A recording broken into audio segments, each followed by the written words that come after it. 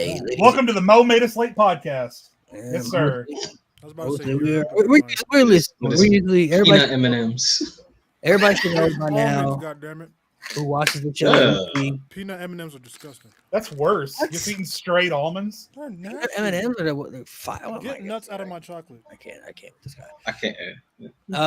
Everybody knows who usually watches the pod. Today's episode 50, by the way. Episode 50. Everybody knows people who watch. We're usually late on Black People time. We usually on Black People time. So we usually 10 minutes late. 10 minutes. It says 5 o'clock. It's 5:10, really. So that's when we usually start. Typical start time. I'm talking to you, Mo. J-Rock's talking to you, bro. Her mom got it. That's crazy. Today we have a special guest coming on, which I will allow her to plug in her stuff. Make sure you guys show her some love. Follow her socials. Anything that she got going on, whether it's podcasting or whatever she's going to plug in, make sure you guys follow it. And then today's topic, we're just going to be talking about wrestling in 2025. It doesn't have to just be WWE. It can be AEW as well. People want to go there, but we'll be talking about giving our predictions, some things that we want to see happen, maybe some superstars we want to see opportunities push next year, matches we want to see, whatever comes to topic. So, Isha, I'll let you go. Plug in anything you want to plug in real quick, and then we'll dive into these topics. All right. What's up, everybody? My name is Aisha.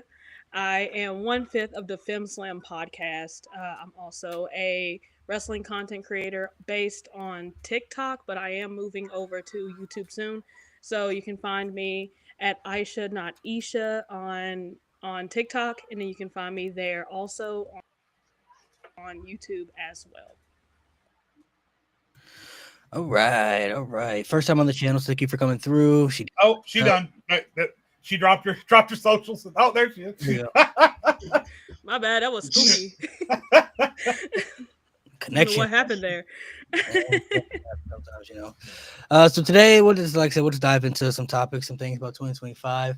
Overall, I feel like this year was a good year for wrestling. 2024. I'm not talking about WWE. I'm talking about just in general. Just depending on what you watch, whether it's Japan or TNA, AEW, just in general, I feel like 2024 was a pretty good year. I thought this year was honestly better than last year too. I really enjoyed a lot of things that happened throughout this year. What's some of your guys' favorite matches or moments that you saw for this year in particular? Listen, my favorite thing to come out of this year, honestly, is that it's the most surprising thing for me, and that is that Nia Jax has become one of the best wrestlers on the roster. I mean, the things that she does week in and week out, she's revamped her moveset. Everything she does looks like it hurts a lot less than it did. She does great character work nowadays. The story that they're telling with Tiffany Stratton, quite honestly, maybe the second or third best story they're pulling in WWE right now, because we're all waiting for the other shoe to drop. Queen of the Ring, world champion. I just have to get that out of the way. For as much shit as I talked in 2023 about Nia Jax and the return and all that stuff, quite honestly, she's one of my favorite things going in wrestling right now. So kudos to Nia Jax, man. I gave her kudos a couple of months ago, but I was hesitant as to whether or not I thought she was going to be able to keep it up, and she has. I've got nothing but good things to say about Nia Jax. Kudos. Respect. Mo, I'll let you go next. Favorite thing is pretty much the entire build to WrestleMania 40 and how that ended. Like that entire build. That's a time frame I'm gonna remember for a long time. Maybe the rest of my life. Like the anger I felt when Rock came back, and the segment, to the excitement when they had the press conference, all the way to the build, and then of course probably the best main event in WrestleMania history. It's incredible. Yes. Your mic's a little low too, bro, so you might want to fix that just in case. Yeah. Nate, go ahead. I'm with Jay, not with the Nia Jax, but with somebody. Green Cross, yes, sir. Well, yes. He followed me on Twitter, so I'm like forced to be a fan now. I'm trying to be an honorary member of the Final Testament, but we'll cross that bridge when we get there. But someone who I shitted on, who we all shitted on earlier this year, quite heavily. I gotta give Liv Morgan her props. All right, Liv Morgan has won me over. They did, to they did what we said they should do with Liv Morgan. They gave her a character. They let her cook in the ring. She improved in the ring. They gave her for like a couple months a good story. Then like just went off into the shits. But she's improved immensely. Like she's in our bag. She has a comfortable character, and I will give her that. And she's killing it week to week. Maybe I'll have to revisit that list of 30 to see if there are still 30 wrestlers that I will put over Liv Morgan. But I will give Liv Morgan her due. I'll give her. Nate, who would have thought this time last year that Liv Morgan and Nia Jax would be the 2 world champions going into Royal Rumble, and you and I would be sitting here okay with it? I mean, they did a complete 180. It's crazy. Triple H is he can cook sometimes. You know? I think with Liv Morgan, I think we always felt like, even though she got some slander on the pod by certain people, I think we always felt she had potential. It's just she didn't interest people with her character. Like there were people that were ranking her so high, like, oh, she can be just as good as Charlotte and stuff. But it's like, bro, she has not shown anything like that at all. Like, we don't see what y'all are seeing, bro. So I don't know if it's just a glaze or y'all really see the potential like that. But they gave her a really good character that she can tap into. Her matches have been solid. Her presentation has been good. That's why I know G was always advocating that Liv needs to win the feud against Rhea, but I'm like, even if Rhea beats Liv, which I still think she is, I don't think that's going to hurt Rhea at all. I think Liv Morgan has like really solidified herself. Like, she is a main event star in the women's division now, whether she loses the title to Rhea or not.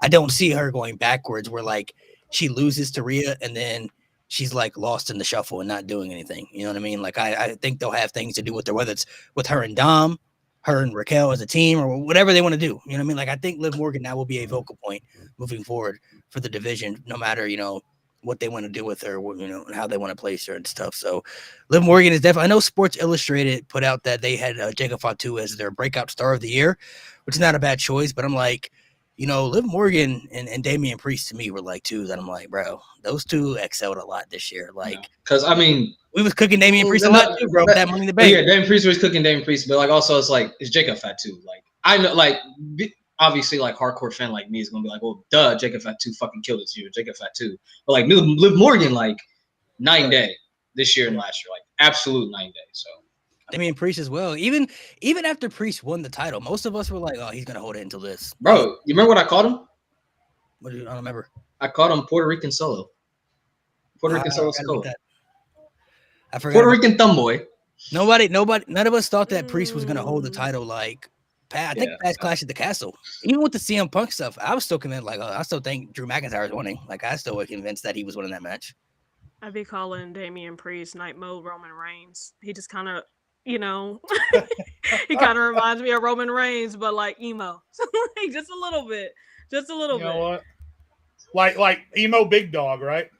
Yeah. Because and that's the thing. When he first turned babyface, I was like, this is looking like a little too white meat. I like some dark meat on my turkey. He was really white meat babyface at first, but once he got into it with Gunther the second time around, I started to see like, okay, all right, this is the babyface Damian that we need, not this white meat babyface bullshit. Smiling and kissing babies. It's the one that was the opposite of Gunther in that feud they had most recently. So I was highly questionable on Priest even up to that point. But once he had his rematch with Gunther and I saw how he rebounded off of him in their promos, I was like, where's this been? If that Damian Priest had been in place 6 months ago, I would have never questioned his title reign. So I think he's definitely found his rhythm. To Nate's point, Fatu was always going Fatu. There was never any question about that. But we definitely had questions about Priest and Morgan and Jax being quality main event stars, which they have been. So, yeah, at the very least, the most improved award has to go to one of those three. Absolutely. You said that Damian Priest was emo Roman. That's crazy. What was some of your favorite matches or moments of the year to you? Maybe some breakout stars for you this year in 2024? Well, I have to say probably my favorite. I wouldn't say my favorite match. Well, I would say my favorite match would have to be. I'm a bit biased here, but Jey Uso winning the IC championship. That one was one of the. Biggie. Like, I'm not gonna lie to you guys, I gotta shed a tear. I did. I shed a tear for him Same. because he has Yeah. had some insane growth this year. Like just when you thought that he had kind of like hit the ceiling after WrestleMania 40, he went somewhere else. And he has been completely over with the crowd ever since. He's been selling merch like crazy. He got the crowd yeeting with him. They let him come out just for the pops. Like, you know, after what was it? Crown Jewel?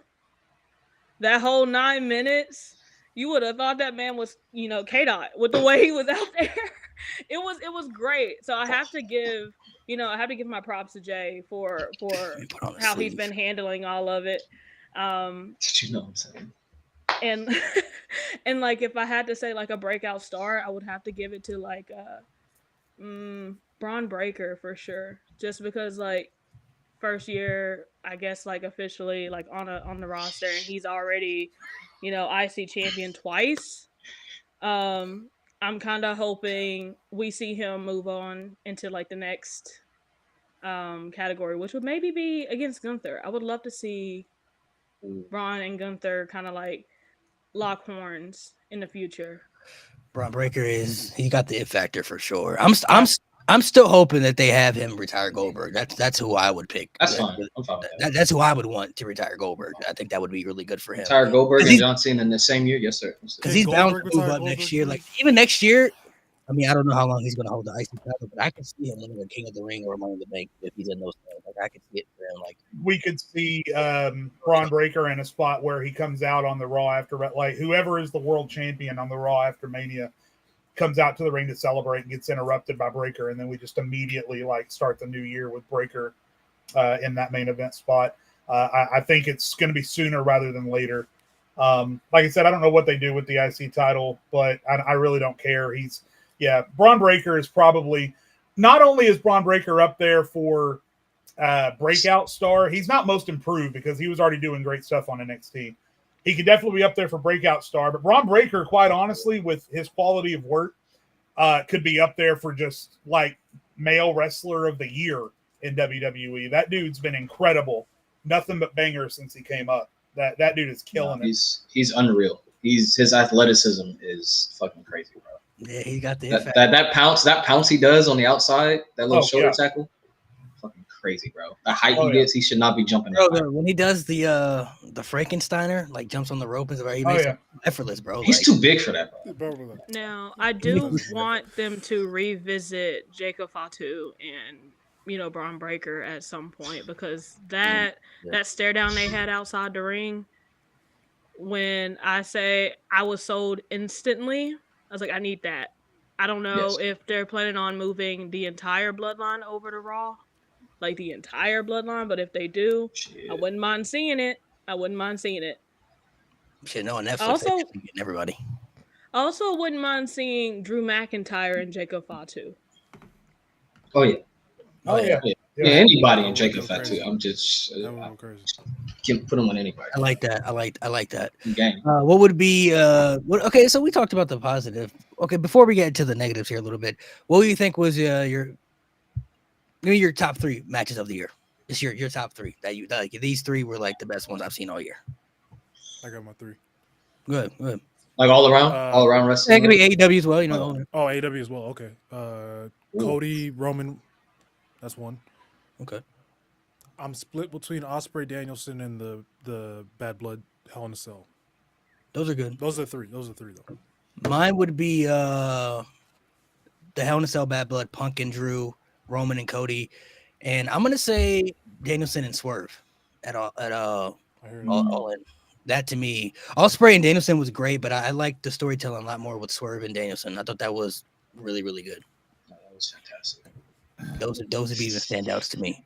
Also, an honorable mention for me, I really liked the Women's Iron Survivor too. The Women's Iron Survivor really, really was good for me. Damn, this one. Yeah, I mean, you guys are hitting the high notes. I mean, to me, Cody and Roman at WrestleMania is just, it's in such a league of its own. It almost didn't feel like a wrestling match. It literally felt like you were watching a movie with all the shit that was happening and with The Rock and The Undertaker and John Cena. That's in a completely different league. Every other match you guys are naming, though, is great. Also, just because of the environment, shout out to Cody versus AJ at Backlash in France. The environment for that match was something unlike anything else that we saw this year. The crowd was absolutely out of their freaking minds. Like, of anything we saw in Puerto Rico last year, maybe twice that. The France crowd was insane for that match. Bro. Insane. So when I think about stuff in 2024, even though the quality of the match in the ring between the ropes might not have been up to par, and the cinema of it obviously wasn't up to par with what happened at WrestleMania. When I think back to matches in 2024, one of the first things my head goes to is he is an effort on me. I keep coming back to that because it was such a memorable moment. And the crowd made it that way. And I mean, obviously, the match was good as well. So, yeah, I think of that one as well. You skip me, bro. I gotta think, bro. Try to come up with different answers. Yeah, bro. I gotta think, bro. Someone said Gunther and Randy at Bash in Berlin was good too. That's a thing. Except for the ending. I wasn't obviously the ending was kind of iffy, but you didn't like the ending when he choked him out? Well, no, that was the match when he got the 3 count, but Orton's shoulder. No, that was King of the Ring. We're talking about. Okay. Oh, that was really good. Yeah, Yeah, sorry, I was thinking of the other one. No, yeah. You guys have any other matches? Any other suggestions you want to throw out? Are we going to talk about feud of the year? And if so, is anyone arguing CM Punk versus Drew McIntyre as feud of the year this year? Mo, sit down. You like 2010 Royal Rumble. For the sake of argument, I'll throw in Hangman and Swerve. Swerve for the sake of argument. Okay. Hangman Swerve is good. Oh god, that was Hangman Swerve. Tony Storm and Mariah May is really good too. That was like that was carrying the women's division for a minute, bro. Like that's up Stat there. and Willow, the same show. Yeah. Punk and Drew is definitely I would put up there though. Like they were very good at making that feud consistent even when Punk was injured too. Like just keeping it fresh and keeping it going until he was able to come back for the 3 matches they had. So, but I'll tell you what. So talking about 2025, I think Rollins and Punk's going to top it. I think it's going to be even better. You giving Punk credit? Oh my god. Well, I'm giving Rollins credit more than Punk, but yeah, it's gonna top it for sure. Touche. I wouldn't be surprised. So okay, what are some things this year before we dive into 2024? What are some things this year that maybe disappointed you? Maybe some superstars you thought was going to get the chance, didn't get the chance, matches that disappointed. Maybe just something that you was hoping that was going to happen this year that was just so disappointing. I would say for me, probably off the top of my head, I was really not happy with the run that Bayley had as champion. Like the lead up was good. I love the storyline they had leading into WrestleMania and everything. I didn't even like that, to be honest. I thought it was good. I thought it was cool for what they did. I thought they could have done a lot better. Fuck The Rock, that's why. They definitely could have done a lot better. But I thought it was good for what they did. The match I thought at WrestleMania was really good as well. But the run afterwards, like she had good matches, but her and Liv Morgan were like complete opposite. Like Liv Morgan had the storytelling, but her matches weren't as good as Bayley's. Like Bayley's had good matches, but she didn't have the storytelling that Liv Morgan was having. Yeah, it was missing something for sure. It was and I got to tell you, Bayley didn't need to have the Bayley buddies, right? I didn't think that was necessary. But when she came out dressed like an Egyptian with an Egyptian theme song, and the announcers tried to sell it as, oh, there was a park a couple of miles from where she grew up called Egypt Park. Oh, come on. Seriously? Yeah. Like, I knew we were boned right from the beginning because the basis of what they were building her babyface character off of was completely nonsensical, completely asinine, and they treated us like we were stupid idiots. There was no basis for that babyface run. So as soon as she came out playing Egyptian whistles, it was like all of the air came out of the balloon because it did not capitalize upon what had been built to at that point. And her match with Io was great, but then to Malik's point, every match they had was lackadaisical. There was no story. She was wrestling people that she had no chemistry with, like Nia, who are both individually great wrestlers. But my God, I don't know if I've ever seen two wrestlers have less chemistry together than Bayley and Nia Jax. It's completely terrible.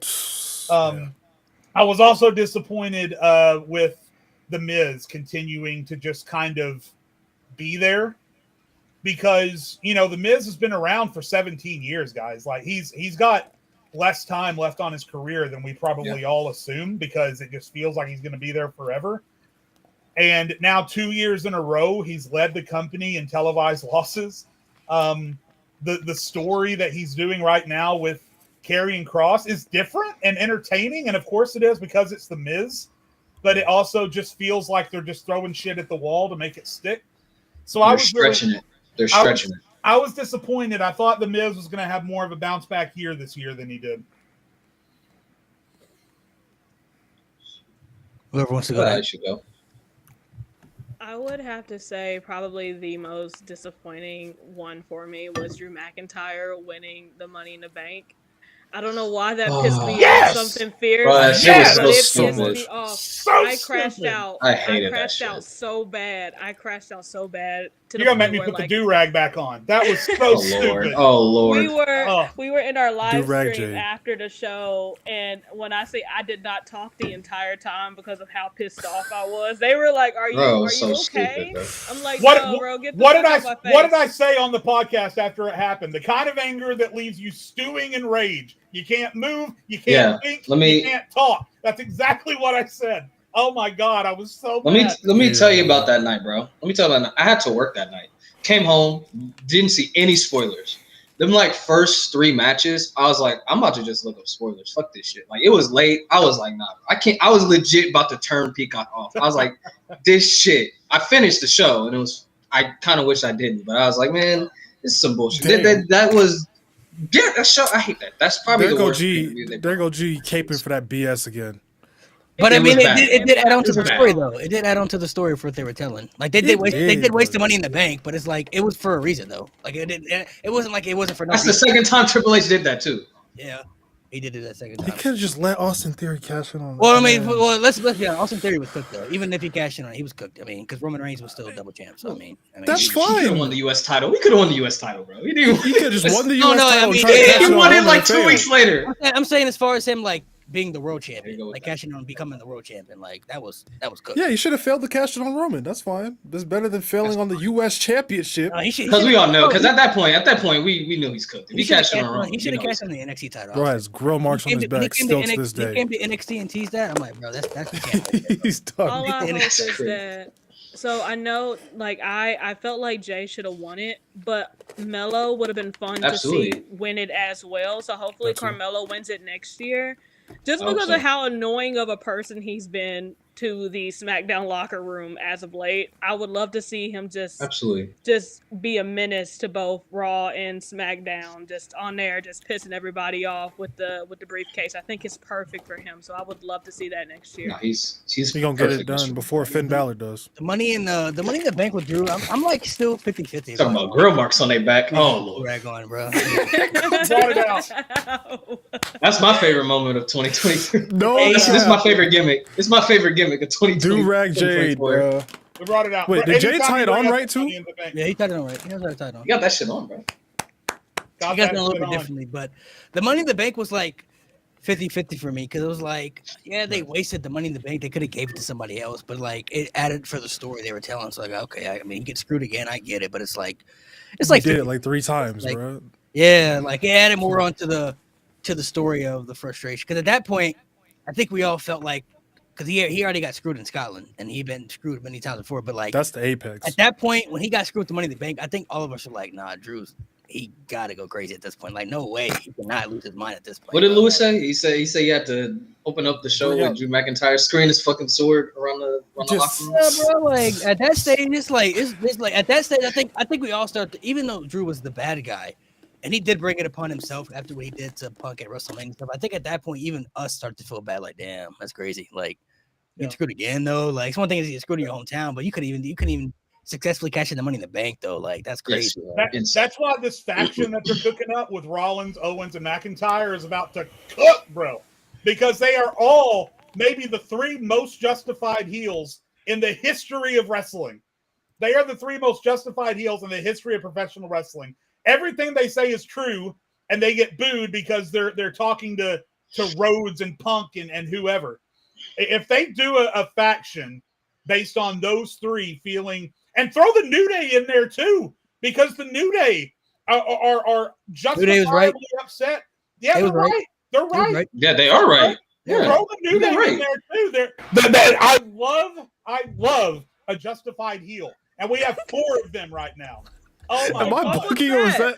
No, I was like, am I that high? What's going on? That mic went a little high. Mike turned heel, bro. I'm gonna say this though. You know what? I've thought really hard about this because a lot of y'all have said that Kevin Owens should be the one to beat Cody Rhodes, right, for the championship, which is not a bad option. But now that the brand split doesn't really matter anymore, they kind of made that clear. We got this portal where you can go anywhere.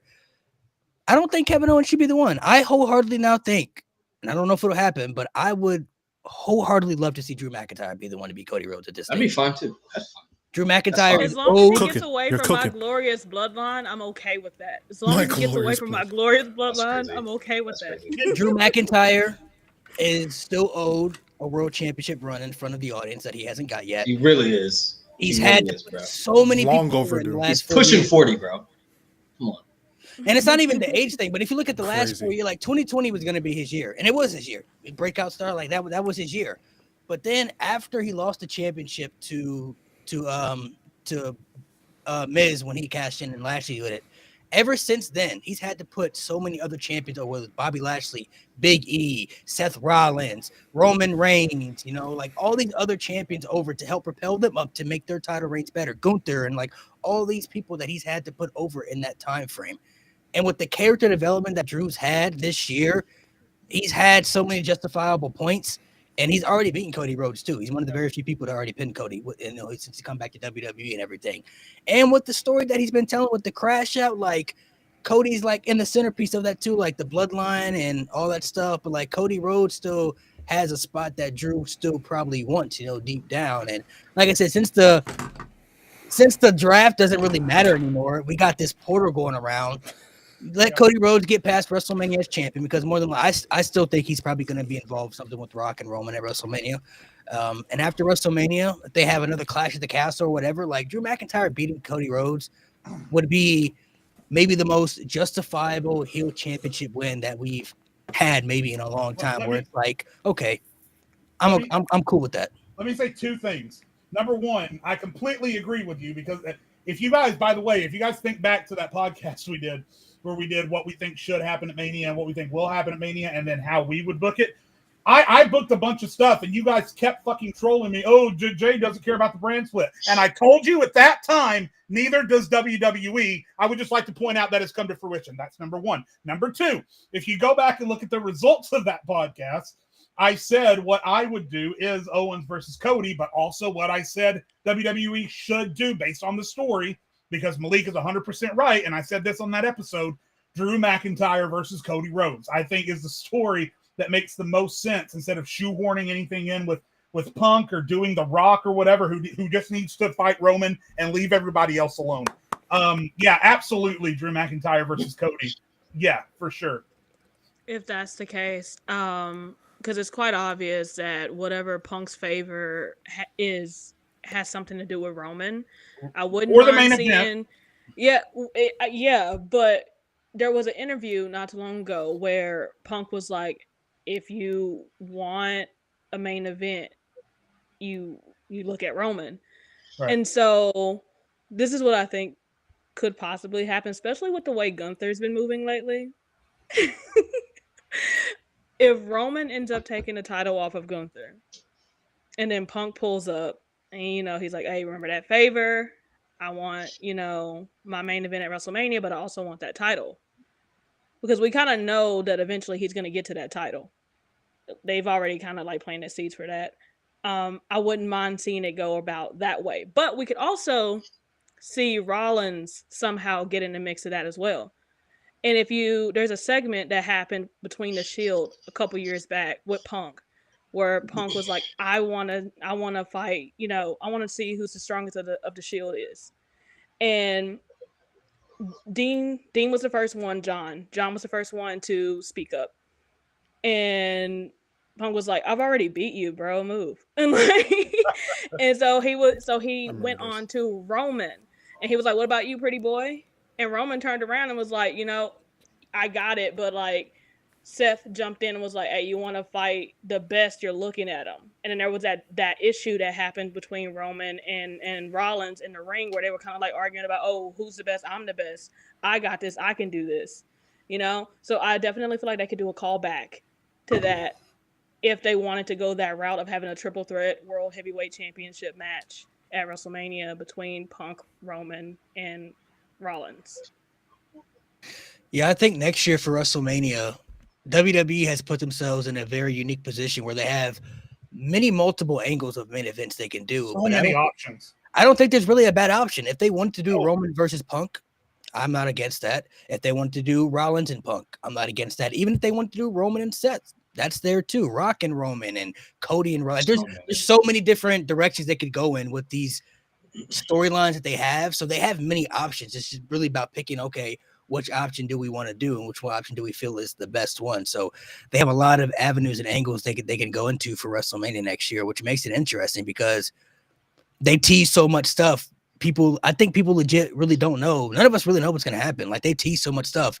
We thought, okay, Punk Rollins, but then they announced that match on Raw. Okay, are we not going to get that at WrestleMania now? Are we Roman and Punk? That they teasing that too. Like, is that on the table there? Like, there's different directions they could really go. So it's going to be very interesting because I wholeheartedly believe. I know I said before I thought they were going to do Cena versus Orton, but I really think they're going at WrestleMania. It's going to be Randy Orton and Kevin Owens without a doubt. Now, like in my mind, I definitely think that's going to be the WrestleMania match for sure, with maybe a stipulation or something.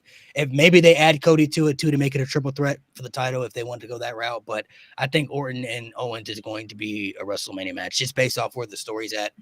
Orton's eventually going to come back, of course, and he's going to want his revenge and all that stuff. And I could see that stretching out that far. So more than likely, I think that's going to be a WrestleMania match, which opens up a lot more directions they could possibly go in. So could you possibly see, Malik, maybe Randy and Jey Uso, since there's kind of that whole situation where people from the past that have been like victims of the bloodline have kind of started to spin the block. When it was after War Games, Jay told Randy that he was done with the bloodline, and Randy told him as long as he does not get involved with the bloodline, they're cool. He's back. Yeah, I remember that. Bloodline. Maybe they could go in a direction like that because Jay's now back in the bloodline. So he's kind of that'd be big for Jay, by the way. I mean, I don't know how realistic that is, but it would be huge for Jay. Yeah, because now Tonga Loa is injured, so that match at WrestleMania, I'm assuming, is off the table if they were going to do GOD versus. So he's got a torn tricep, so he could be out for a minute. You know what I mean? So that was 6-8 weeks. They still have. Was it? Oh, I don't know. Even if he's not back, though, they still have Motor City Machine Guns versus the Usos, which is another dream tag team match they could still pull out. So there's still room to win for dream tag team match. New Day versus the Usos. You never know. You got a lot of options. Yeah, they could revisit with the heel turn. Yeah. They got a lot of options. They could revisit that too. I mean, honestly, though, we talking about tag team. I wouldn't be surprised if they gave Jey Uso a singles match, bro. He's at that level now. So if they he should, yeah. And to redeem himself from. Yeah, him and Braun can run it back at Mania for all we know for the title. Like for all we know, Jey Uso never. I mean, he got the IC title, but he didn't get to have the run though. I mean, that was like transition, past the torch. He didn't lose it clean. Yeah. So, and we all talking about, I mean, they got to have the trilogy. They've only had 2, and we've all talked about we think Bryan gonna move up. So, I mean, after Mania, Braun can move up to something else, and Jay could have the IC title. So they have many options. I think WWE is in a good position where they have many options about making choices, just about what choice they want to make. I mean, obviously people are gonna have what opinions they want to have as far as they should go in this direction or this direction, but realistically, I don't really think there's a bad choice they have. I mean, the builds are there, the stories are there. Obviously, the match quality is going to be determined, but I mean, as far as the big matches they have so many options on the table with these big matches, man. It really just determines, I think, what direction they really want to go in. Because now I'm kind of changing my thought. Like, I still think they're going to do the triple threat with Rock, Roman, and Cody. I still think they're doing that. But as far as what Punk does, I mean, Punk and Seth, that's still an option. He's also teasing the title for Gunther, and you got Cena coming back too. So it's like there's so many things that could happen, So Yeah, I just can't see, my hate for the man aside, I can't see a situation where Punk isn't main eventing for a world championship. I mean, if he doesn't, this, and again, the first one was because of injury, but if he doesn't, this would now be two straight WrestleManias to start his WWE return where he has not gotten the main event world title match that he wanted 10 years ago. Let's say they do Rock and Roman at WrestleMania, right? You know that's going to be main event for night 2, without a doubt. But if that's the main event for night 2, who does WWE sacrifice not putting in the main event, Cody or Punk? Because they both can't be there unless they're going to fight each other, right? And well, we had some people predict on our pod that Punk versus Cody. I think Punk versus Cody makes a lot of sense when you start throwing in. I do too. Both of their histories with leaving WWE and then coming back. There's obviously a lot of juice let's say they don't have. Let's say they're not fighting each other. Let's say they go in different directions. What if Cody's facing Randy? I think if given the choice or the force of a choice between the two, I think they give it to Punk. Cody's had 3 straight Mania main events, if you include night 1 and night 2 this past year. So he's had 3 straight Mania main events. I think you gotta think, right? You gotta think that part of that contract that they worked on all the way up until the last second of Survivor Series last year was, I'm getting the main event at WrestleMania that I wanted. You got to think that's the thing. So, and Punk's not getting any younger. Again, my trolling aside, Punk's not getting any younger. So they got to pull the trigger at some point. Fair point. I feel like, I see a scenario for me where I just feel like Roman, Cody, and Punk, I feel like they're all going to be in the main event. I think Cody's their guy right now. I don't see him not being in the main event because of what they've done with him all year. The people that he's beaten, his presentation, like they're pretty much telling him he's our guy. Roman is still going to be Roman. Rock, obviously, if he's a part of Mania, he's not going to wrestle unless it's the main event because he's The Rock. And then, like you said, Punk is owed that main event. We know he was going to get it this year. Got injured, didn't happen. So that's why I feel like they're going to put a triple threat together or something. If they do Cody, Rock, and Roman, that solves a lot of issues. That's a main event spot. And then they can put Punk in the main event with Seth or whoever they want to put him in the main event with right there. You know what I mean? So, but it makes it interesting as far as what kind of options they go for, because there's only a main event spot for night 1 and 2. So I just feel like, when you look at all the stars they have, you just know certain people are going to be in certain spots. You know what I mean? And Roman's a main eventer. He's going to be in the main event. If The Rock shows up, he's going to be in the main event. Cody Rhodes, I feel like he's going to be in the main event. He's that guy now. And like you said, Punk, he's owed that spot. He's been wanting that spot. I mean, when are they going to, if they don't do it next year, they're going to do it, the year after, but like I say, he's not getting younger. So it's like, when they're going to pull the trigger for it. So I don't know what direction they're going. I'll also tell you one thing that I'm excited about. First of all, somebody remind me, 2022. Okay, never mind. I'll finish my point and then say what I was going to say. For the first time in, I think, 6 years, I think I'm actually fully looking forward to the Royal Rumble because everyone knew in 2019 it was going to be Rollins. Everyone knew in 2020 it was going to be McIntyre. Everyone knew in 2021 it was going to be Edge. 2022 was a little iffy, but that Royal Rumble ended up sucking. Trust me, I was there live. I know it did. And then obviously everyone knew Cody was going to win in 23. And then I personally, even though everyone told me it was going to be Punk this past year, I personally knew it was going to be Cody in 24. So this is the first time. So did I. I was one of the few people. Right. No, I'm just saying there's a lot of voices telling me that I was crazy and that it was going to be Punk. But I personally firmly believe that it was going to be Cody. Anyway, my point is, this is the first time in 6 years for me personally that the Royal Rumble feels like it's completely up in the air. I have no idea who's going to win the Royal Rumble. My gut says Punk, but because of all the directions they could go and because they're hiding The Rock from us and we never know when The Rock's going to pop back up, Roman's always a threat to take that second Royal Rumble. I mean, there's so many directions they can go. I don't even think they're going to let them have it. I'll be very surprised if they do. I think Roman is my pick. I think Roman's getting it next year. I would not be surprised. Roman is my pick. Either. We also got to throw. I mean, we got to throw Cena on the table too, just based off of the retirement stuff. I mean, Cena's got to be an option that people are discussing. At least WWE's getting. And he'd be a 3-time. He'd be a 3-time too. He'd be up there with Stone Cold. They got to be thinking about Cena for sure. Roman still hasn't taken accountability for all of the things that he's done. So he has hella ops on both Raw and SmackDown. So I feel like the moment he gets in that ring, they're gonna get his ass out of there like his name is The Big Show. Like it's not gonna be pretty. It's Just not gonna Stomp be all pretty. over him. I can They see a gonna scenario beat like his that ass, too. bro. I can see a scenario. I feel like Punk. Imagine if it's Seth, KO, and Drew in the ring, and just them, and then Roman comes out. Yeah, that'd be fire. They I gonna think beat we the got to talk dog about Drew shit. McIntyre too. If we're talking about Drew getting that title shot, I mean, Drew could be a sleeper too to win that Rumble again. I mean, Drew Yeah. could be a sleeper to get that Rumble Yeah. back. So I mean, I feel If The like Rock is in there. I feel like whoever wins to The me, Rock could win whoever, too. unless it's CM Punk, I feel like whoever wins the men's Rumble is going to be somebody that's already won it before. The only other person that would never win the Rumble that hasn't won it yet would be CM Punk. If it's not going to be CM Punk, I think it's going to be Roman Reigns. It's going to be John Cena, Drew McIntyre, possibly. Mhm. I feel like Randy, you throw Randy in there too. Randy is a viable option. I mean, a lot of people think they're going to do Randy versus Cody at WrestleMania still. So Randy is an option. The women's one to me was also up in there for me. Like, wide open. I look at the women, I'm like, bro, A lot of people are saying Io, but it could be. because we thought it was going to be Throwing Rhea when nails. she got hurt. She already Mhm. back, probably Yeah. going to win the championship on Raw, and then you have Becky, Yeah. but it's like, I don't know, Charlotte. I'm I not think sure about that a one. heel Naomi is a huge threat to the Royal Rumble. Hey. Nia Jax, if she That's gets cooking. cashed in on, That's is a huge threat in the Royal Rumble. I think it would just so- depend on like what title matches they want to do because A right returning Alexa Bliss, I think, could be a good betting pool for the Royal Rumble. Alexa's because been out she In keeps the teasing. Rumble. Yeah. There's a lot of options out there.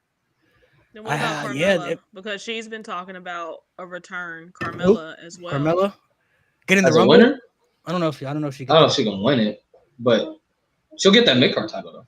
And there's I mean, listen, and there's always there- Rhea Ripley too. Always. They're But also that depends. It teasing- depends what happens on Raw though. Yeah. They're also If she teasing loses that AJ match on Lee. Raw, AJ Lee. AJ Lee, a lot of Yeah. AJ Lee would be crazy. Yeah. AJ Lee would be 'Cause- crazy. AJ Lee will be AJ so left did field, say- but I'd be here for it. AJ did say that if she was to return, it will not be for a one and done. It's going to be something she's going to be doing for a while. So if she was to win it, I wouldn't mind seeing her carry a championship. Yeah, Her because I feel against Rhea would eat. no, her against Rhea would be crazy. It'd be crazy. That would be It'd be crazy. insane. But I guess it would just Battle of the depend on what title Generations. matches they want to do. You know what I mean? Because like Tiffany has the Money in the Bank. We don't know how long she's going to hold it. I would prefer her to cash in before WrestleMania so she can walk in Yeah. the champion as WrestleMania. But if she cashes in on Nia, I could see them using that story. But then again, it's like I really would love to see Tiffany versus Charlotte though. Like, if I'll that's- say they could just go that route. Just go. like I would Tiffany cash really love in, to see that match. Charlotte comes back. Like even though First Charlotte women's Flair always in two-time the title, even though she always in the title picture, that's one match. I'm like, all right, y'all got me. I'm for this. You know what I'm saying? Like, Do we see Jade and Charlotte happening? I know Triple H kind of teased it when he was, parading Jade around Mm. in the beginning. I can see it. And we haven't seen Charlotte in a while. And some people are trying to figure out who took her out. And some people are saying Charlotte. It doesn't make sense to me for Charlotte to be the one to take her out. But I Some mean, people are saying Naomi. I think it's Yeah. Naomi, bro. Low key. no, Yeah, I'm oh, gonna have yeah. to go with. I'm Because gonna have to go with Every time someone someone walks other up than and her. says something, about Jade, Naomi always gives this kind of look away, scratch the back of her head type thing. It's great storytelling. It really sad. is. I think My it's bad. Naomi, bro. I Sad. think it's Naomi. Real talk. Cause now She's she got just the tag sad. titles and stuff. Like, Yeah. I've always wanted to heel Naomi too for a minute. She said she got caught. That's why. Yeah, I've always wanted to see the heel Naomi for a minute because when they were talking about like putting her in the Bloodline story, like back in like 2022 when it was like at the crazy peak and stuff. That'd have been great. I'm like, if she's gonna come That'd back, be she great. can't do the glow stuff though. She got to come back like. Remember when she was on Team Bad and she had like that sweat? Like that's what I'm like that Naomi. You feel me? Like she got to come back Mhm. like ruthless. You know what I mean? And I feel like at this stage, if she's really gonna get that push in WWE, it's gonna be as a heel. I don't think they're gonna do it with the glow babyface gimmick because they showed no interest that they have any potential in pushing her the way she was presented in TNA when she was Trinity. You know what I mean? So I feel like if she turns into that heel, that adds a lot of different layers for her character development that we haven't seen for so long from her. You know what I mean? And her and Bianca, like oh my God, the match she could have as a heel with a lot of talent, like her and Bianca and Jade and Bailey and Tiffany. Like this just because Tiffany gonna turn babyface after she cash in, they're gonna turn her into a babyface. So the matches Naomi can have as a heel, I mean, there's a lot of people, man. A lot of people she could put Here's a good question. And by the way, I love that we even get to have this conversation. Because like I said, we've done Royal Rumble previews for 2 or 3 years now. I don't even know how long we've been around now. we've done a few Royal Rumble previews. and we've never had this much excitement in it. It's always like, we're all picking the same one or two guys because it's been so predictable, and now finally it's unpredictable. Here's a question for 2025 though, because my answer to this involves the Royal Rumble. I'm just going to throw it out there.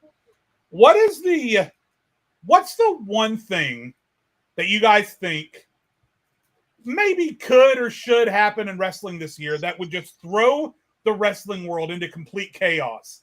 Mine is Logan Paul winning the Royal Rumble. Ooh. That would throw everything into chaos. You upside down, dog. I'd be here for it. I'm here for it. I'm here for it, man. Rumble is not. That's nasty, bro. Nasty, but so nasty. The All right, I got moment one. they started teasing that with Gunther at the Netflix kickoff, I was like, please, I don't want to see this. What What did we say? It might have been last week. I think I was the first one to say it. We were talking about some of the Triple H guys. I was like, bro, if Logan Paul really wants to dedicate himself to this, like more than ever, he is getting the push of a lifetime. He's turning the TV off. He's so talented, and it's crazy that we're even talking about Logan Paul in 2024 as a wrestler who's actually talented. Because when he first came to WWE, everybody was hoping he was going to fail. Let's be honest. Everybody was hoping he was going to suck, so they could talk like, "Oh, he sucks. Get him out of here." But then his matches, you watch his matches, and you're like, when I watched the match with Roman Reigns at Crown Jewel, because I was there live for his first two matches. I was there at WrestleMania, and I saw the match against Miz at SummerSlam in person. And he did the frog splash and stuff, and that was crazy, but it was just a spot, right?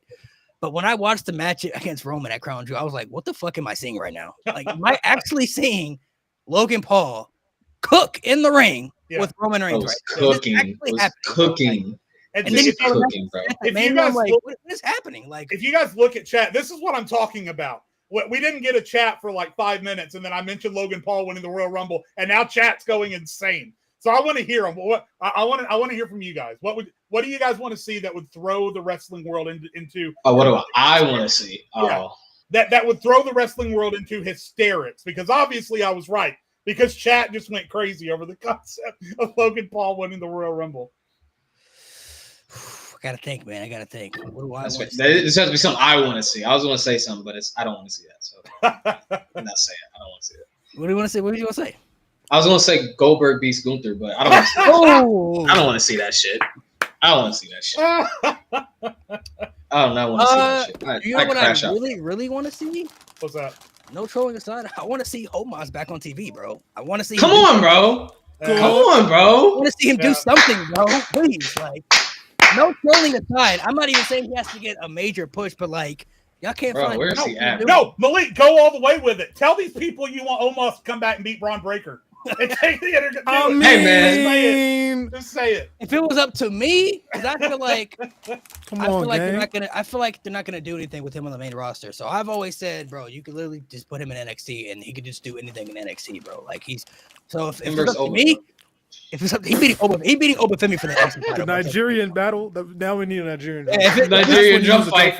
That's what. If it was up to me, Omos is beating Obafemi for that NXT championship, bro. I'm pulling the trigger on that, bro. And then Obafemi coming up to the main roster, he getting that push, and then Omos getting the push that he needs. Because I always felt like if they just did something with him, he doesn't have to do the most. He's just a giant. He could just be an imposing threat. Remember when when they had the New Day stuff and everything with Odyssey Jones, like, man, they could have did that with Omos, bro. He could have just came in. He already got history with the New Day stuff and beat him up at WrestleMania. They could have been like, he don't beat women either. We could use him. Like, I feel like they could just do something with him instead of him that's not doing something. You know what I mean? Like, he could just be involved in something with some aspects. So that would be my nasty take, I guess. If it was next year, I want to see Omos on television. I agree. I agree for everything pro wrestling. Let Omos go to Noah. Let him cook.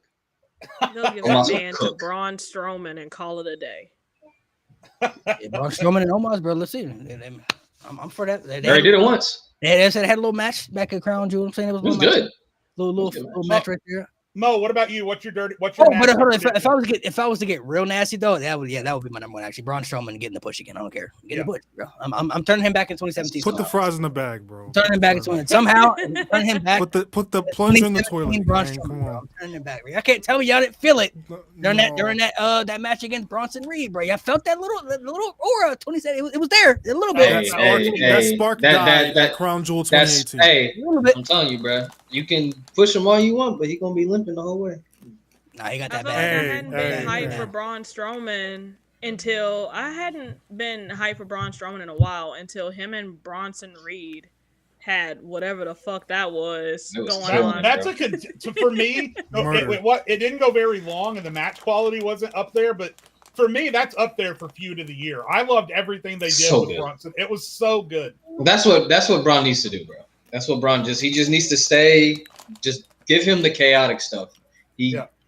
Love him, and I mean this all due respect, bro. I ain't gonna go as far as Mr. Burnout, but like, just keep him in the feud. Just keep him in regular feuds. He don't need no titles. They're mistaken He's an Braun for attraction. Nikita Lyons, bro. Braun Strowman being Gunther for the title, bro. No, they said That's sick. that's Knock knees Lyons, bro. Knock knees Lyons. Anyway, Nah, I think it's more so of like his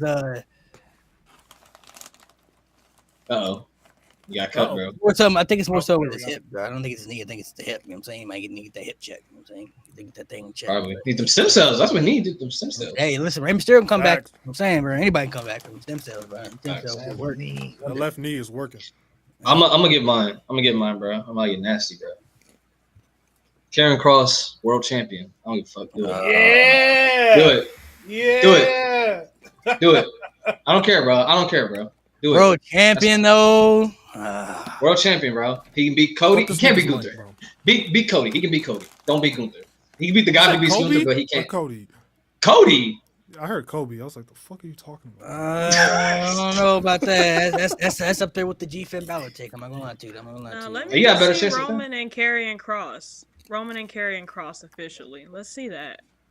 That better See, be that's the what second I'm Remember squad. remember when they teased that 2 years ago? Didn't they? They did nothing. Exactly. Oh yeah. Oh Spin the wait, I block. forgot about that. They put the hourglass down in front of Roman, and Jay, Jimmy, and Roman all look confused as shit as they just like walked away, like slowly. Yeah, I'm that like, was okay. What would your I guess crazy take be? What's your nasty take? Honestly, Come on. Piss me off. Come on. Piss me off. That's a crazy I guess sentence. I would have to. I was right there with Jade about Logan Paul, to be honest, because like I kid you not, the moment that they teased that, I got on TikTok and I was like, please leave my glorious champion alone. Please leave him alone. I don't need him to do this. I don't need him to do this. And then like it got worse because like after Logan said his piece, I was like, okay, cool. Maybe Gunther won't play into it. Gunther got in there talking cash. And I was like, fuck no, please don't do this, brother. Don't do this. I need you to stay on that side. So I Logan Paul definitely wouldn't feel wear like a that's Rumble. Honestly, would be like I will crash out. Let's just fathom that for like Matt. Can you just picture the people reacting in your mind right now? How the world is going to feel? I know. Logan Paul is pointing at the WrestleMania sign. I know. No. I know. I would love it. No. I love it. The more I think about it, inject it right into my veins. I'm gonna see so many people on Twitter calling that man Triple Nose because he did the wrong thing. I want to watch Triple H the world Triple burn. Triple nose is Triple nose is crazy. Triple nose is. I heard triple fraud, but triple noses. But then who would he fraud. face though? Because he's already faced Cody. So Logan Paul's gonna face Gunther. Gonna challenge Gunther for the title. Listen, He can lose. have Logan Paul That's- beat Can you imagine Gunther. they had Logan Paul beat No. Gunther? Okay. No, All right. forget You can Planet keep to going. ask. Not my That's glorious universe king. to Not my ask, glorious bro. king. What the bro. fuck? Not my glorious king. Chill. No. I Not my don't glorious know. king of the ring. I don't know what Chill. moment. I don't know what moment would be more sickening for the fans: the Not fact that that he won the Rumble or beat Gunther for the title at Mania. I don't know what. Beating Gunther is a crime against professional wrestling. He can win the Rumble. I'm fine with that. Stomach. Beating the I best professional wrestler alive right now is a crime against humanity. I'm not doing this show. I feel like that would be the equivalent. That'll be the equivalent of Brock Lesnar pinning the Undertaker and beating, like and beating. That's even worse. It's just worse. Like, it's worse. It's not even equivalent. That's probably nah, man. That's just ass and ass. God damn, no comparison. Good lord. I don't know, bro. Logan Paul beat it. The day my love for the sport died. Malik, tell me I don't have you a little bit peaked. Yo, Tell me you're not peaked. Chill. I mean, Y'all I'm see not, that cat? Chill. I'm not- Suddenly, I'm not this shit against is it, not bro. real to me. Suddenly, I'm not this shit is against not That's real to me. diabolical. Nate and Mo are watching chat. They're not paying attention to anything that's going on. They're just No, watching we're chat. listening, but That is someone going- said something. Wow, Someone that's says foul. something. That's Wild. foul. We can't say that. We can't. That's foul. That's foul. That's chat's going disgusting. crazy with the comments. You know, people get No, distracted. they're fun. No, chat's killing me today. Someone said Braun Strowman, Nikita Lyons, and Cora Jade is knee X. Braun Strowman, he ain't had the knee surgery yet, so we can't put him in there. He That does had run, me he low, does bro. run Dying, like bro. a stick figure though. He does. He runs kind of like this. You need that. You need them Somebody, stem cells, bro. somebody said Xavier Woods getting a singles title run next year. Hell yeah! Yeah, That'd see be that amazing. would Remember that. Let's go. that wouldn't make the world burn. That's just needed. That makes me happy. That Yeah. Yeah. part. That part. Yeah. I feel like Logan Paul winning the Rumble, man. Honestly, that's kind of Why do you keep saying it? Why No, that'd be nice. kind of like it. We can go there and then Why? stop. Man, We go there and stop. Why? He's good. He What is you good, have? but In that Royal Rumble, they want to make He need to be. He need to be. hey, I ain't gonna lie. I he want could that. be in the Rumble. I want that to go on TikTok because I want to see the response. Just for that, bro. I hope. Just for that, I hope he's like final two. I hope it's like him and Yeah. whoever. You know what's even better? He's not even in the match. He takes somebody's spot, comes out. Yeah. No, you know what's Number 30 great? takes him out. Hey, no. Now I'm about to book this Royal Rumble. It's gonna piss everybody off. Let's do Logan it. Paul takes out who does everybody just L.A. Knight.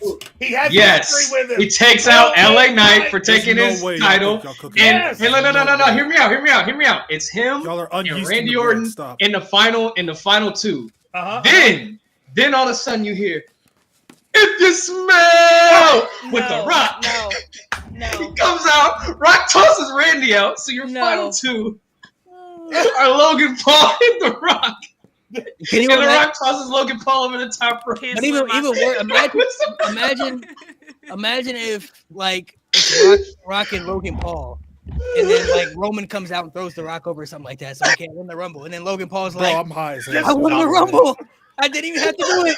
bro, I didn't even have to toss anybody out. I'm going to." Y'all can't.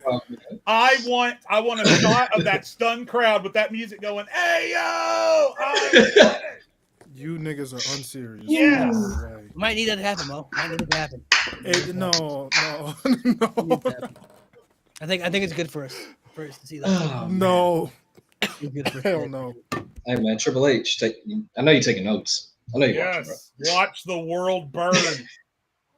bro. Triple H is laughing his Y'all ass are off. burning the kitchen right now. Stop cooking. Please. Please. Y'all want to put stream reactors on the front of your shows? Put that shit at the front of your show. Logan Paul for the Royal Rumble 2025. I can only. Yes, imagine. sir. Ooh. He's got to be in the Rumble for sure. He's gonna be. He will be, yes. Who, Rock? He will. Logan Paul. Oh I yeah. don't think Rock won't be in it, but I mean, Yeah. He might. I don't want to. They said that Yeast Lee Might is pop coming up last minute. circulation. Hey man, my circulation. Like the fine. crash out Mhm. me and my friends had at the end of Bad Blood when The Rock's music hit. For no And we reason. found nothing. out that it was for no reason. Like, please don't piss me off. I can't So do it. sad. I can't Lewis do it. threw his phone. that was just a teaser. Who's That was, still that was- across that the was- room? that- honestly, that was just a teaser to just let everybody know he's still involved in the story. That's all that was. Just get him on screen because The Rock's now at a position where everybody, Someone said good food. everyone, not everybody, but The Rock is now at a position where people talk about, oh, we don't want to see this and see that, but as soon as if you smell it, the crowd go crazy every time. Every Yeah, time. I know, It I happens know. every time.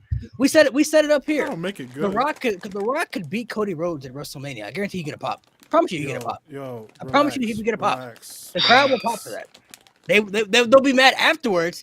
Now afterwards they'll be mad, but in the moment they always pop. That's why WWE always did those moments and those decisions at those time frames because WWE I think was always thinking about the moments, like the reactions people get in those moments. Like when Brock Lesnar win the championship. Oh, he get a big reaction in that moment, but then afterwards, people are like, "Oh man, that sucked. That's terrible." Well, Like when he won Money in the Bank. Yeah, y'all cheers for it, bro. That's why they're doing it. Well, Y'all and that's happy in why the moment. one of the first things, just bringing it back to him, one of the first things Logan Paul said when he became a wrestler was he said, "I'm in the business of making moments." And that's why he's such a good fit with WWE, because you're exactly right. They are much more interested in that clip being replayable for all of their future hype videos than they are what the booking's going to look like after it's over. They want that pop. And so you're right. The Rock going in and winning his first world championship in 12 years in the main event of WrestleMania would astronomically cause a global shifting freaking pop at WrestleMania. Absolutely. It would be a pop, bro. Because social media, because there's gonna be people who don't even watch wrestling, and they see The Rock is WWE. The Rock's WWE champion again. Well, I'm sure I gotta see this. You know, he's the champion again. Well, what's going on here? You know what I mean? Like, it's the nostalgia factor. So that's why they do those things, because I think they want those clips. They want those moments. I think Logan Paul has like the most viral moment for WWE in social media. You know what I mean? Like, it's him. Like, so that they want those type of moments and reactions. You know what I mean? Like, WWE always has to find ways to appeal to the casual fans and appeal to the audience that isn't tuned in. You know, that's why the Rock and Roman match was going to happen this year, because that wasn't for us. That was for the other fans who don't watch, and they see the promotion, the billboards. The Rock is back with Roman. Oh, gotta see this. You know what I'm saying? Like, gotta watch that match. You know, so they always have to make those type of decisions. And you know, they had to pivot this year. They made the right decision this year because the fans spoke up. But I mean, there's gonna come a point where they're gonna have to appeal to the audience again. So it might have to happen this year. So I don't know if it's for Logan Paul, if it's for The Rock or whatever, but there's gonna be a moment when we come back up on the spot and we're like, oh, we're disappointed because we have to sit through something we don't want to sit through, but we understand why they're doing it, because they have to appeal to a certain audience for their marketing and money and all that stuff. Now, I wouldn't mind seeing Logan Paul and John Cena, because I know for a fact John Cena will probably eat that man up, but On the mic for sure, yeah. On the mic for sure, yeah. Definitely humbling his ass. But I wouldn't mind seeing it. I'd be entertained. I'd be invested. I think that could be a Cena WrestleMania match too. I spoke about that before. If it's not Gunther, I could see that being a John Cena WrestleMania match for sure. Because I think Logan Paul, honestly, just based off of his athleticism, what he could do, he can give John Cena one of his best matches that he's had in a long time. Like, just based off of what Logan Paul can do athletically. Like, Cena can call the match and the spots, but he can't really do as much as he was able to do, you know, a couple years ago. But he's still a wrestling pioneer. Like, he still knows how to work. So he can call spots, and Logan Paul can do 90% of the big moves and bumps, stuff like that, and the match could still be great. So, and that may, I don't know, maybe that could be a little bit of a portion of maybe Super Cena coming out for some fans, where it's like Cena's giving them old. That's a match Cena can for sure win. That could be his first. Yeah. That's what he could for sure. I can't wait for Cena to tell that man that the quality of his promos is about as good as the quality of his Lunchables, but that's neither here nor there. Yeah, Logan Paul versus John Cena. I'd buy tickets for Logan Paul versus John Cena. I would definitely. Cena. If I was a writer or something, I mean, because I know Logan Paul ain't a wrestling nerd, so I would definitely have to get him. Like, bro, you gonna have to. You better be ready. Bring it on the mic. Yeah, you better bring ready. it on the mic. I'm telling you, bro. He's about to. He's gonna eat you alive, bro. He's gonna cut deep too. Ask Austin Theory. Dude, anybody like. By the way, if Cena had done this quality of mic work his entire career, the debate on who's the GOAT would be completely out the window. Cena's mic work has been on a complete different level since he went part-time. And he's always been good. Always been good. But ever since he came back in 2021 at Money in the Bank, he's been phenomenal. The best in the company. It's not Hollywood. It's Hollywood. It's low-key like whoever his acting, whoever his acting crazy. coach is probably who. Yeah, it's low-key like 2024 because he was cooking. He cooked AJ Styles, cooked the Miz. Oh my god! Cooked a couple people. Man, he called the Miz a puss. Remember that during that WrestleMania match? He cooked Roman. He called him a puss, like bro, like. Oh yeah, and then of course the Roman's like when he cooked Roman. That was kind of the first vision into what an unhinged Cena could be. Was that Roman promo? That was kind of the first time we saw it. And was like, now yo. What, leave something for the rest of us, Cena. Goddamn. Like cheese, bro. Like they cut the leash. Go ahead. How would we feel about seeing, Bloodline, the new Bloodline, in John Cena? Like, Jacob Fatu, Tama Tonga. Jacob now. I'd pay for Cena versus Fatu. I don't know about Cena versus Solo. That wasn't great, but Cena Yeah. versus I Fatu enjoyed might it. be good. I enjoyed it. It was fun. It's okay. It's okay. Cena versus Fatu now. Cena versus Fatu would be Pray for good. Cena. Pray for Cena because that nigga gonna die. But That no, promo that battle would will be. go crazy. No, don't be hurt. But don't be That surprised. 'Cause promo They said John Cena come back full time, so he gonna have to bury a faction, bro. Somebody gonna have to take the L. So I always said it was Final Testament, but I changed my mind. It let cannot me be Judgment Final Day, bro. Testament. Let me Judgment Day. It's gonna be Santos group. Santos, Legado del Fantasma. There you go. They still Legado? exist. Yeah, they still a Yeah. thing. I don't know, bro. It could be LWO. Rey Could be Mysterio LWO. left me. I'm saying New Bloodline might take that though. They might have to get that burial. I'm sorry. They might Nah, Might it'd probably be be the. It might be them, bro. Might be them. Especially if Solo ain't winning that Ulafala. And yeah, it might. Wait, didn't Cena better cook not Solo retain with that like one. half a throat? Yeah. Oh yeah. Oh yeah. Novo's Exactly. That's crazy. It was like That's 60 seconds. One In thing 60 seconds, what yeah. separates Cena on the mic too, because people are always. I always feel like Rock and Cena were the two best on the mic, but if you look at comparing them, they both can say some savage stuff and they both can hit their punchlines. But when The Rock says it, it's more of like comedic. You know, it's more Mhm. funny. Like when The Rock says, like, "Oh, it's funny." When Cena says it, you feel like it's more serious. Like, Yeah. "Oh, he meant that shit." Like you feel like And it's it's- more like, "Oh shit, bro." I don't know if Yeah. he's being for real or not being for. Like when The Rock says it, And it's like, you know, Rock is joking, but it's funny. Like, oh, Yeah. yeah, it's funny, but like, it's so bad. It's so no, it's legit. it's so bad that Cena forced The Rock to not be funny. Like The Rock legit was like, "I will rip your throat out." Yeah. I was like, Yeah. yo, that's not you. That's not you, bro. Yeah, looking back, Cena That- really that cooked man shook, bro. left and Yeah, right. yeah, It was Left so and right. bad, bro. Put up the He promos was- on his bro. wrist, so I think Rock understood. Like, oh, this okay. Yeah. This is where we're going. Okay. That's one of my favorite promos of all time. Like The thing So is, he good. walked out of the So ring. good. He didn't even let Rock respond. He just left the ring. Yeah. He He just cooked left. himself, He did all. And The that Rock and was left the ring. stuttering. The Rock was stuttering, bro. He was like he was- crazy. He was so shook. he was shook. He was You ready. guys He at that was ready. time frame, did you guys pick up on that? Like in that moment? No. Like, Oh, yeah. in No, the, in I was the too moment, young. I was too did, young. I did. Oh yeah. You're Oh, yeah, like dude. 36. I turned 34 this year, bro. I was I'm fucking with you. I was 21, 22 when this went down. But yeah, I picked up on it as soon as I saw the Rock's. When I saw the Rock's eyes, and by this point I've been watching wrestling for 15 years or whatever. Damn. When I saw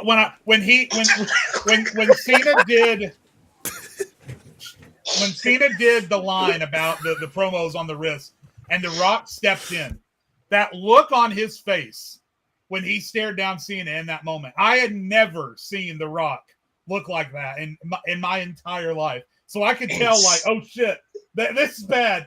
Right, he's off And script. Cena didn't even flinch. He didn't flinch. He's like, He nice He didn't give tattoo. a fuck. Nice tattoo. Oh my god. And you know what's crazy? That shows the type of special treatment certain wrestlers can get. Nobody else but John Cena could do that No. at that time frame. Now, CM Punk would have got Nah. punished for that. I mean, Oh, if yeah. Oh CM yeah. Punk did that, Oh They yeah. would took the he belt. would have from him. got punished for that. And CM Punk was a valued top star among the fans, but he would have got punished for that. Cena does it. Vince probably like, oh man, yeah, can't do anything. Yeah, Dude, that's my guy. come back and say Speaking something of else. Punk, do we see a heel Punk anytime next year? Do you guys have a feeling that we could possibly switch back over to?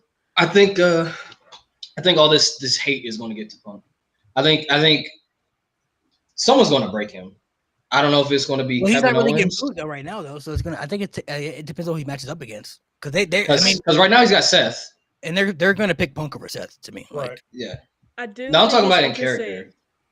I do think it's interesting when Seth yelled at him, "Who's the bootlicker now?" And we see Punk is in a suit, full suit. suit. Him and Triple H are cool with each other now. Mhm. That was not the Punk we all grew up with. So maybe after this, because it kind of seems like Rollins is trying to get him to reflect on who he was and who he is now. And maybe if Rollins ends up beating Punk, maybe we can see Punk kind of slowly start to revert back into old ways, especially with Heyman at his side. Because we don't know how long Heyman is going to be with Roman. Because he might just end up switching up on Roman and going back to Punk. But who knows? Yeah. I mean, Mo is completely wrong about 2010 Royal Rumble being top 5, but one of the things he's right about is that the best thing about that Rumble was CM Punk and the savior of the masses cutting promos in between eliminations. That was phenomenal. If we get a modern day unhinged savior of the masses, CM Punk, I got to tell you, there's very few things that would turn me around and make me a CM Punk fan again. But a modern day unhinged savior of the masses just might do it, because I loved the savior of the masses gimmick. Hey, Luke Gallows is still in WWE. Just saying. I feel That like was they so would good. need Punk to match up with the He's hurt. I feel like they would need Punk to match up with the babyface that is like truly The fries in the bag. beloved right now. Like truly, like the fans are like Like LA truly- Knight. like LA or Jay Uso or Cody, like somebody like that. But A Braun Breaker, maybe. at the same level as Punk, though, like it obviously has to be somebody on that level, because Punk matching up against Cena was great, but the people had already made up their minds how they felt about Cena at that time. You either really liked Cena at the time or you really didn't. There was no in between. So the people had already made up their minds about John Cena, and Punk was just the alternative of what they wanted, as their top guy. But you put Punk against somebody like super beloved babyface, like for the little kids and everything, and Punk just turns on them and just completely destroys them. Like, I could see a scenario where that would be a very good scenario to turn Punk heel, because Punk right now as a babyface is working very good because he's back in WWE, but eventually I definitely want to see him tap into that heel persona, Well, then if that's the case, I wouldn't mind seeing Punk and Cody. I wouldn't mind it, because I feel like Punk and Cody would kind of be on the same level as, I don't know if y'all remember that one promo where Punk was talking to Cena. He was like, "You have become all that you hate. You've become the New York Yankees," or something like that. I wouldn't mind seeing that type of energy with Cody, because, they've been throwing that politician word around with Cody a lot. And if we get an old version of Punk back, I can see him latching onto that and just eating Cody up constantly. I like that idea. I like that, because they go back I don't know if you guys remember the promo that Punk and Cody had earlier this year leading into the Rumble, but their promo was very intense and very, very truthful to an extent. CM Punk said, "I'm more of the American dream than you, because I didn't come from the royalty family of wrestling. I had to fight, scratch, and claw and get the opportunities that I got." And then Cody Rhodes said, "Okay, well, I'm more CM Punk than you, because you cut that pipe bomb promo, but I literally went out and did everything that you said that you was gonna do, but didn't do. I did that stuff." So there's a lot of truth there to those moments. So it really just depends on, honestly, it really just depends on the audience, how long they're going to stick with Cody as a babyface. I mean, that's what it really all would It's gonna determine. be a while, bro. Because it could be a while, but they love CM Punk so much. I don't know if they'll turn on CM Punk for Cody. I'm not gonna lie. Like, Punk is one of those guys, like I feel like it would be very equal. And if they want Punk to turn heel, they could still do it. But I don't know if the fans would just fully reject Punk over Cody because they love Punk so much. You know what I mean? Like, they really didn't even want to do it when he turned on The Rock and Cena, all that stuff. You know what I mean? Like, I know I didn't. I was like, I don't want Punk to be a heel. Like, right now, like, it turned out to work really good for him, but it's like, you really did. I feel like I didn't really want to hate him. You know what I mean? You know what I think might be more interesting, and I could totally see this happening, because this is totally a WWE Raw after WrestleMania style booking decision. Yeah. Is if they do the Raw or SmackDown after WrestleMania and maybe do like a tag team match where Punk as the new champion and Cody Rhodes as still the champion team up to face some kind of heel team in the main event. And then just as Punk's going in for a hot tag, Cody jumps down and walks out. And that's how we start the Cody Rhodes heel turn. I think that'd be more interesting, because, again, I think Punk is too new. You're already starting to see signs, by the way. This is the first legitimate time with Kevin Owens last weekend where Owens was getting cheers after he pile drove Cody in the middle of the ring. This is the first time there's been a kink in Cody Rhodes' Superman armor. We were waiting for that to happen. And now that I've seen that kink, I think we can start realistically talking about moving over to the Homelander Cody from TNA that we've all been talking about for the last few months. And I think a situation where you team those two up and then have Cody abandon him, it would be a great way to get that started.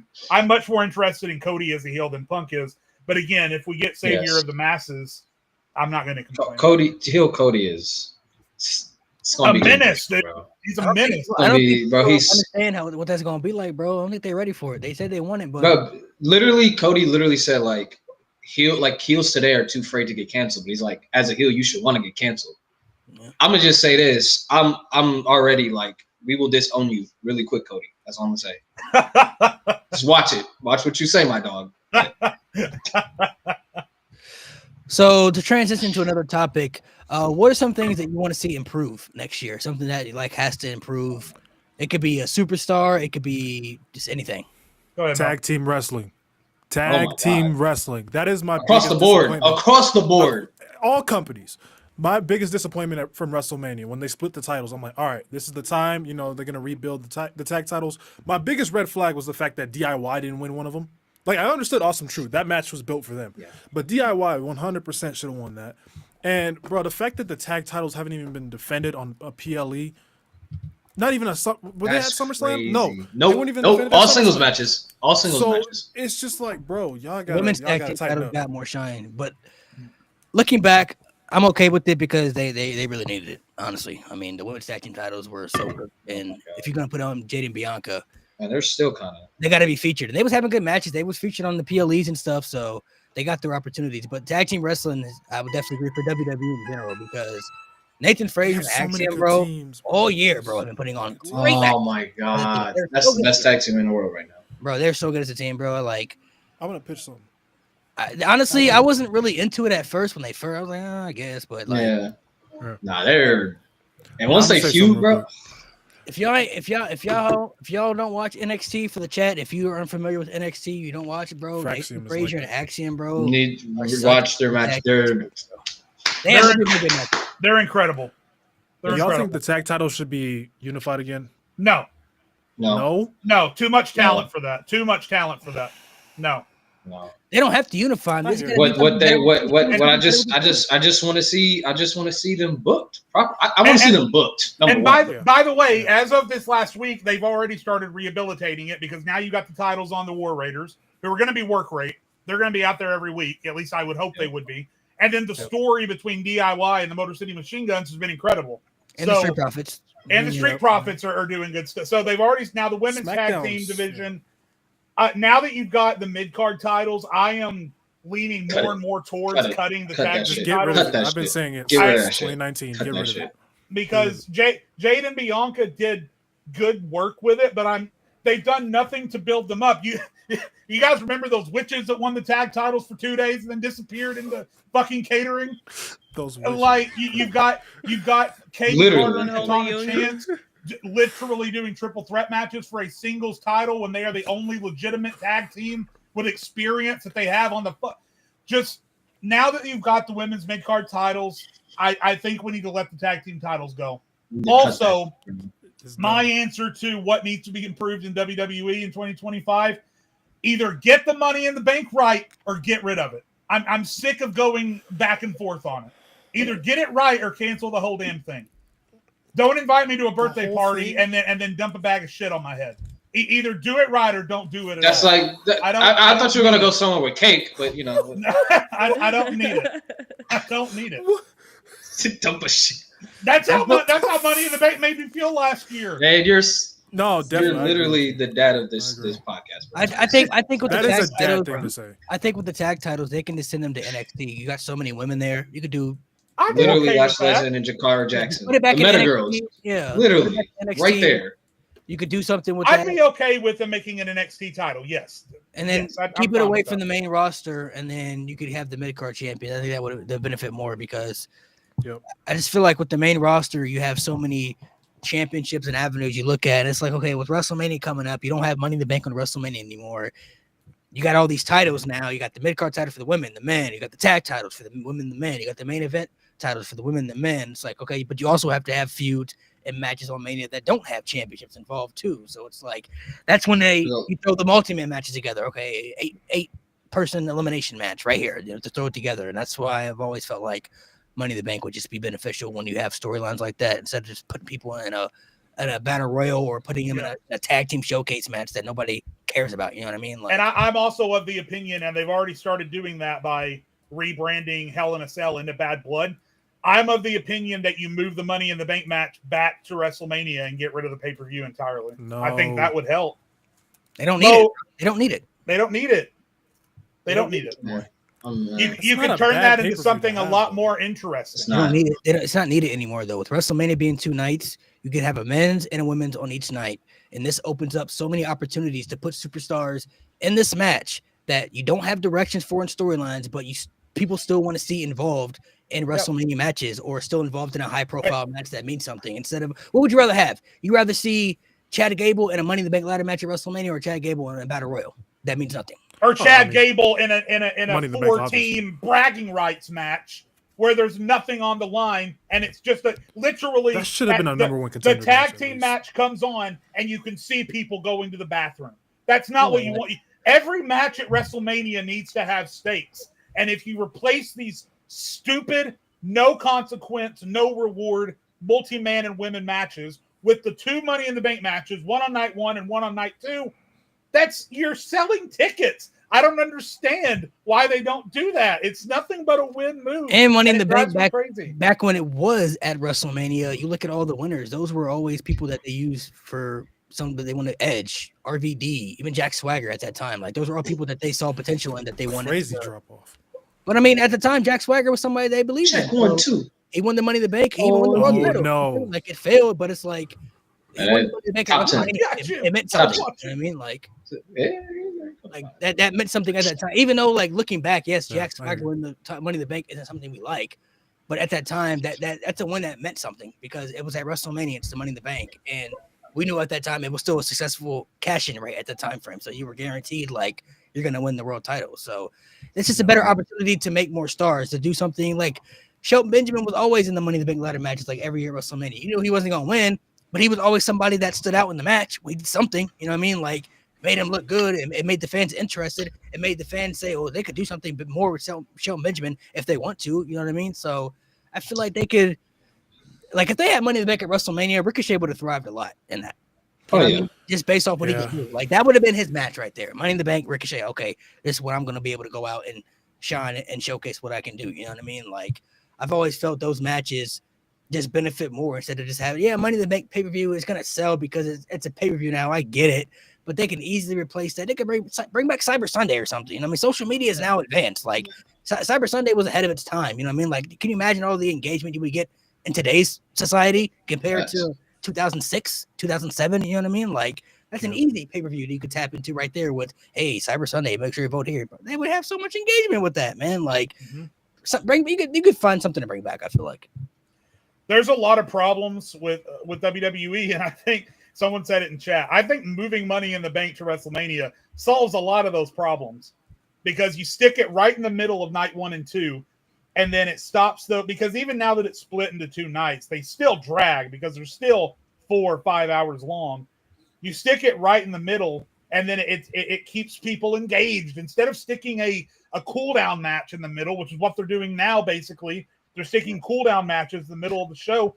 Just keep it going. Put the ladder matches in the middle and let the roster cook. More people get a WrestleMania payday. More people are going to watch because those matches actually mean something. The highlights are going to be crazy doing Money in the Bank. You guys remember when Shelton ran up the ladder and jumped off of it and 80,000 flash bulbs went off when he did it? There's so many things that would fix it. There's so many good things that would come out of moving Money in the Bank to Mania, Triple H. And they could have already had this. They could have already had the situation solved if they had made the Andre Battle Royal mean something. Like when Cesaro won it the first time. That's what I'm saying, man. Okay, like let's do something with Cesaro, especially the way he won it, picking up Big Show, throwing him out. Okay, next night comes out with Heyman. We thought that was, oh my God, they got a manager, they can talk for him. This is gonna be great.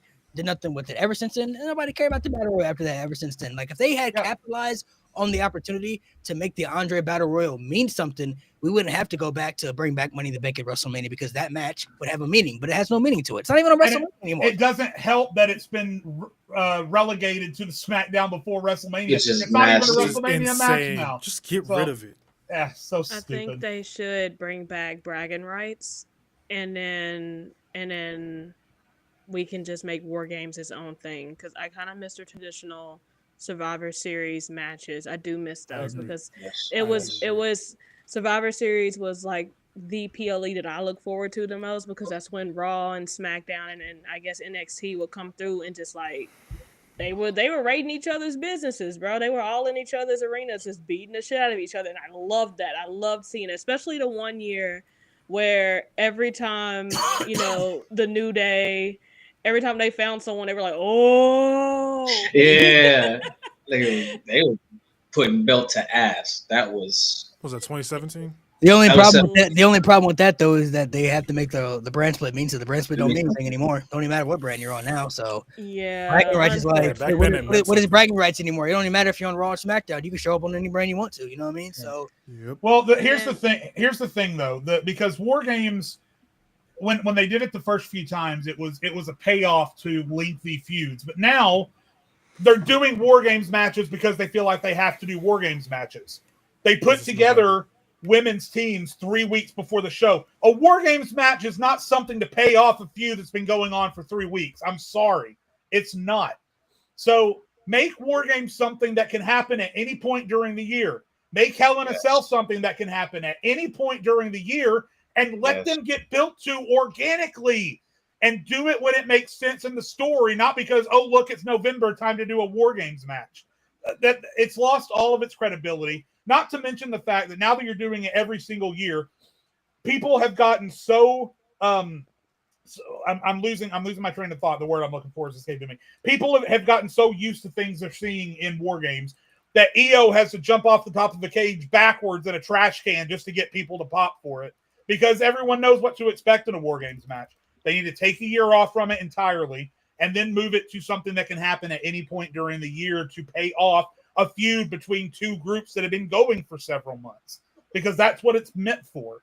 So, yeah, I completely agree. I said this on TikTok 3 years ago. Ban any pay-per-view that is designed specifically around one match type, because all that does is limit you to what you're able to do. Just get rid of it. Make these match types mean something again. Move Money in the Bank back to WrestleMania where it belongs, and give people that payday and give people that flashbulb moment. I can't. I'm sorry I'm on my soapbox, but these are two things that I vehemently believe valid that we should do. valid points. I mean, the brand split. very valid, bro. The brand split can mean so many things. They could do so many things. They could even do a Raw versus SmackDown match at WrestleMania if they wanted to. If they had the brand split mean something. Where it's like, hey, if you represent our brand, well, I'll give you a title match. Something meaningful. Because I always felt like, when they did the Raw versus SmackDown stuff, to me, I'm like, okay, but why would the superstars care just what brand they're on? Like, why do I care that I'm on Raw? I can go like, I'm just a Raw superstar. But if there was something meaningful to it, like, hey, listen, man, I'm the general manager. I want Raw to be the best show. So that means something.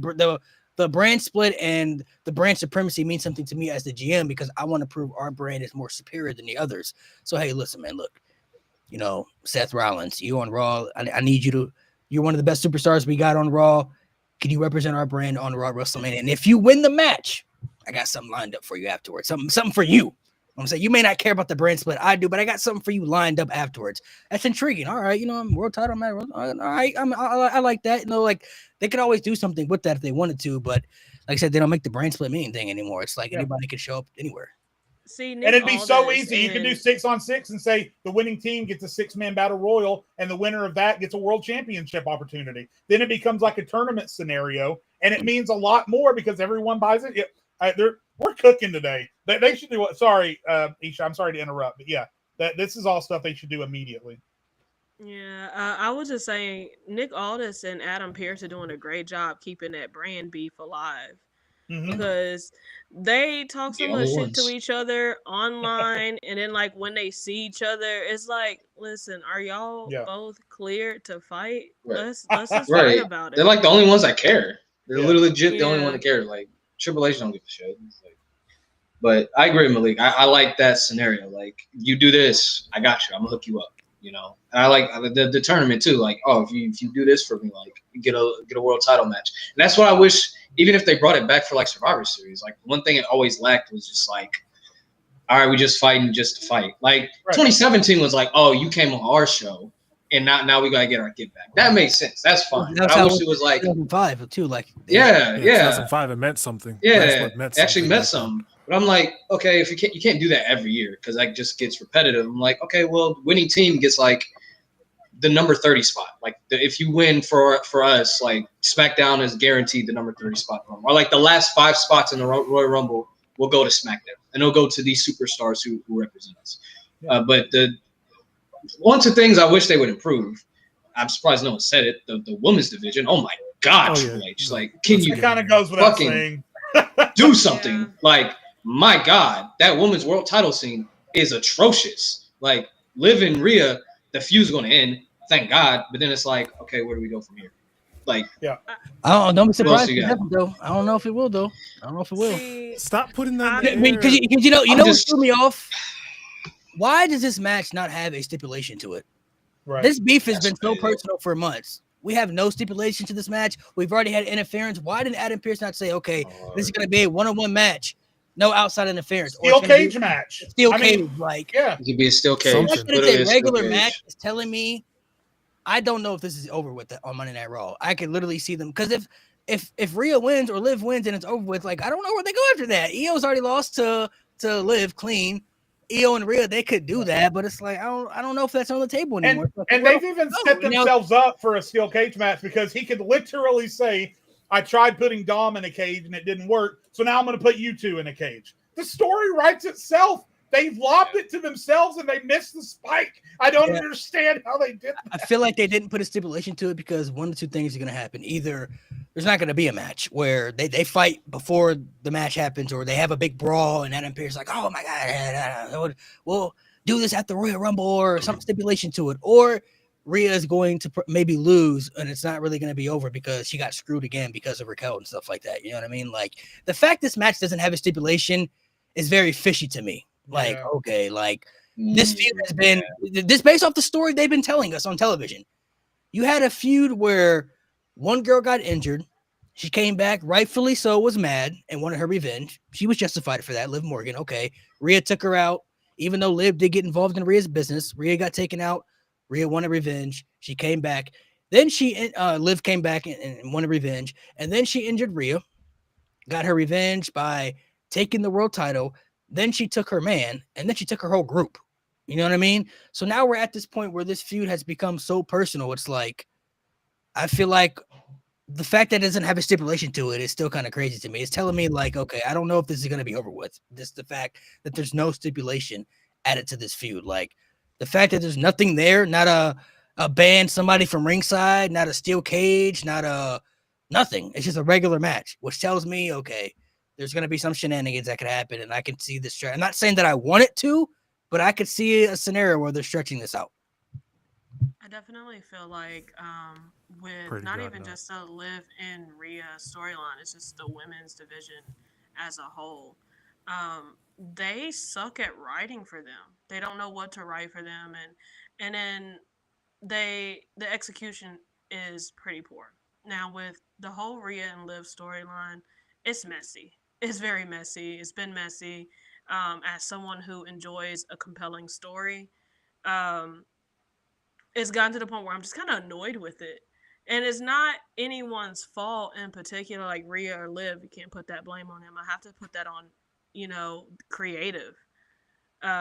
Because each match keeps ending with some type of interference with Dominic, and people are tired of seeing Dominic come out there. And now there's, Raquel kind of in the mix as well.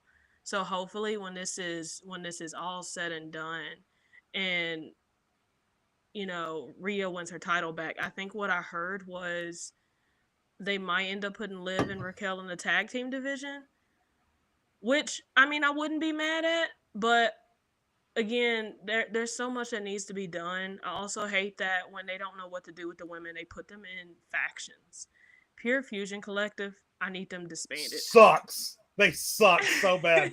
And I love burner account right here, man. I love Shayna Baszler and I love Zoe Stark, and then I can't Sonya remember Deville. the other one. Sonya Deville she's all right. Shayna Baszler, it's too late for her. They're never going to do anything with her. Zoe Stark, there's still hope. But this group, I don't understand it. The name doesn't make any sense. All they do is come out and talk trash and then get their asses kicked. I don't know. It sucks. When they first debuted, I was interested because it kind of gave me something. I was like, okay, cool. They're kind of going to be sort of like a female Shield. They just put the entire women's division, the women's roster on Raw on notice. And then, like, it just started to go downhill after that. And I Quickly. was like, well, damn. okay, and then like Sonya's still botching, and I'm like, oh gosh, brother, like this is not it. And then Pure feces collective, bro. and then like they didn't even give Damage Control a proper face turn, and they just went out there, got jumped, and then next thing you know, hey, we're good guys now. But Right. Don't make no sense. it's just I don't know. And then like they got Lyra stuck in this vortex with them, and I'm like, please free her. Please free my If she girl. wins the women's IC title, I think she'll be in a better spot. You know what I mean? I think she'll be Now, in a if fairly. Sonya good comes walking out there, With this feud, I mean, now that they got the transfer portal, maybe they do something with somebody on SmackDown coming to Raw. So I don't know, but it feels like, just with the Rhea and Liv feud, I just feel like when they didn't put a stipulation to it, I'm like, I don't like that, man. That's just telling me that this is not ending and something's going to happen where Rhea gets screwed again, and then she's going to have to get another opportunity. God forbid. Oh my gosh. I just thought of like, oh gosh, what is. I already This think is the a Rumble. problem She is wins a too- Rumble. Say they're going to screw her and she's going to win the Rumble, and then they're going to run it back to Mania. The problem is too, I really don't think Punk and Rollins ends with a clean finish. They're probably going to battle to a count out. Maybe. Now they've written an escape plan for Roman and Solo because it's tribal combat, so literally bloodline rules, which means anything goes. So they have an out there. But yeah, Punk and Rollins is definitely going to end in a count out. They're going to be beating the hell out of each other on the outside, and they can't separate them, and then the match is going to end that way. So then I don't think on their debut on a new streaming platform to have two matches end with shenanigans, two big time matches. I don't know. I don't know about that. Never know, bro. I mean, I don't know. Then, like I said, Rhea and Liv the match might not even start. I could see a big fight happening where they take Rhea out or something, where they separate them, and then Adam Pearce is like, all right, this is enough. We're gonna do this at the Royal Rumble and the steel cage or something like something where it's like definitive. I could see them doing something like that. So Drew McIntyre might end up interfering in that Solo and for sure. Roman match. There's going to be all kinds of shenanigans in that match. There's so many things. I mean, we always know in the big Roman Reigns matches, you're gonna get the ref bump and you're gonna get the interferences. Just a matter of who's gonna win. Yeah, we don't know who's gonna win at the end of the day, but those two things are a guarantee: a ref bump and interference. You definitely get those for sure. So it's definitely gonna have a lot of shenanigans. Drew McIntyre gets involved, Jey Uso, Sami Zayn, Jimmy, the OG bloodline, of course. To me, it just depends whether Rock shows up or not. It depends on where this match is placed. If it's the main event, something crazy could happen. If it's the opening match and Punk and Rollins the main event, probably nothing too crazy. It's the opening match, so it's probably nothing too crazy. But I definitely feel like there's going to be some type of involvement in this because I really don't know if Roman Reigns is going to win this match based off of what could happen. I mean, based off what story they want to go. If The Rock costs him and they want to do Rock and Roman, that's an easy story there right there. You cost him Hula Fala? All right. Now it's personal. If Roman wins, they could still do a lot of things with that as well. But I think it would just depend on where this is structured at. If it's the main event, I think to me, it's more wide open. Like, oh, I don't know what's really going to happen here. Like, a lot of people are assuming Roman's going to win because he's Roman Reigns. But I'm like, is he though? Like, they may want to move on from Roman as tribal chief because at the end of the day, whether Roman is wearing the Ula Fala or not, he's still Roman Reigns. At the end of the day, he ain't gonna be touched. Ain't nothing gonna be able to phase that man at this stage. He's bulletproof. So whether he's wearing the Ula Fala, whether he's the tribal chief, whether he's whatever he is in WWE, he is a solidified main eventer for life now at this stage. He is bulletproof. He is solidified and cemented himself in that spot. So no matter what they do with him, he's gonna be where he's at. You know what I'm saying? He's always gonna have a spot. An open spot for a big storyline and big things. Solo is the one that's like kind of really needs it.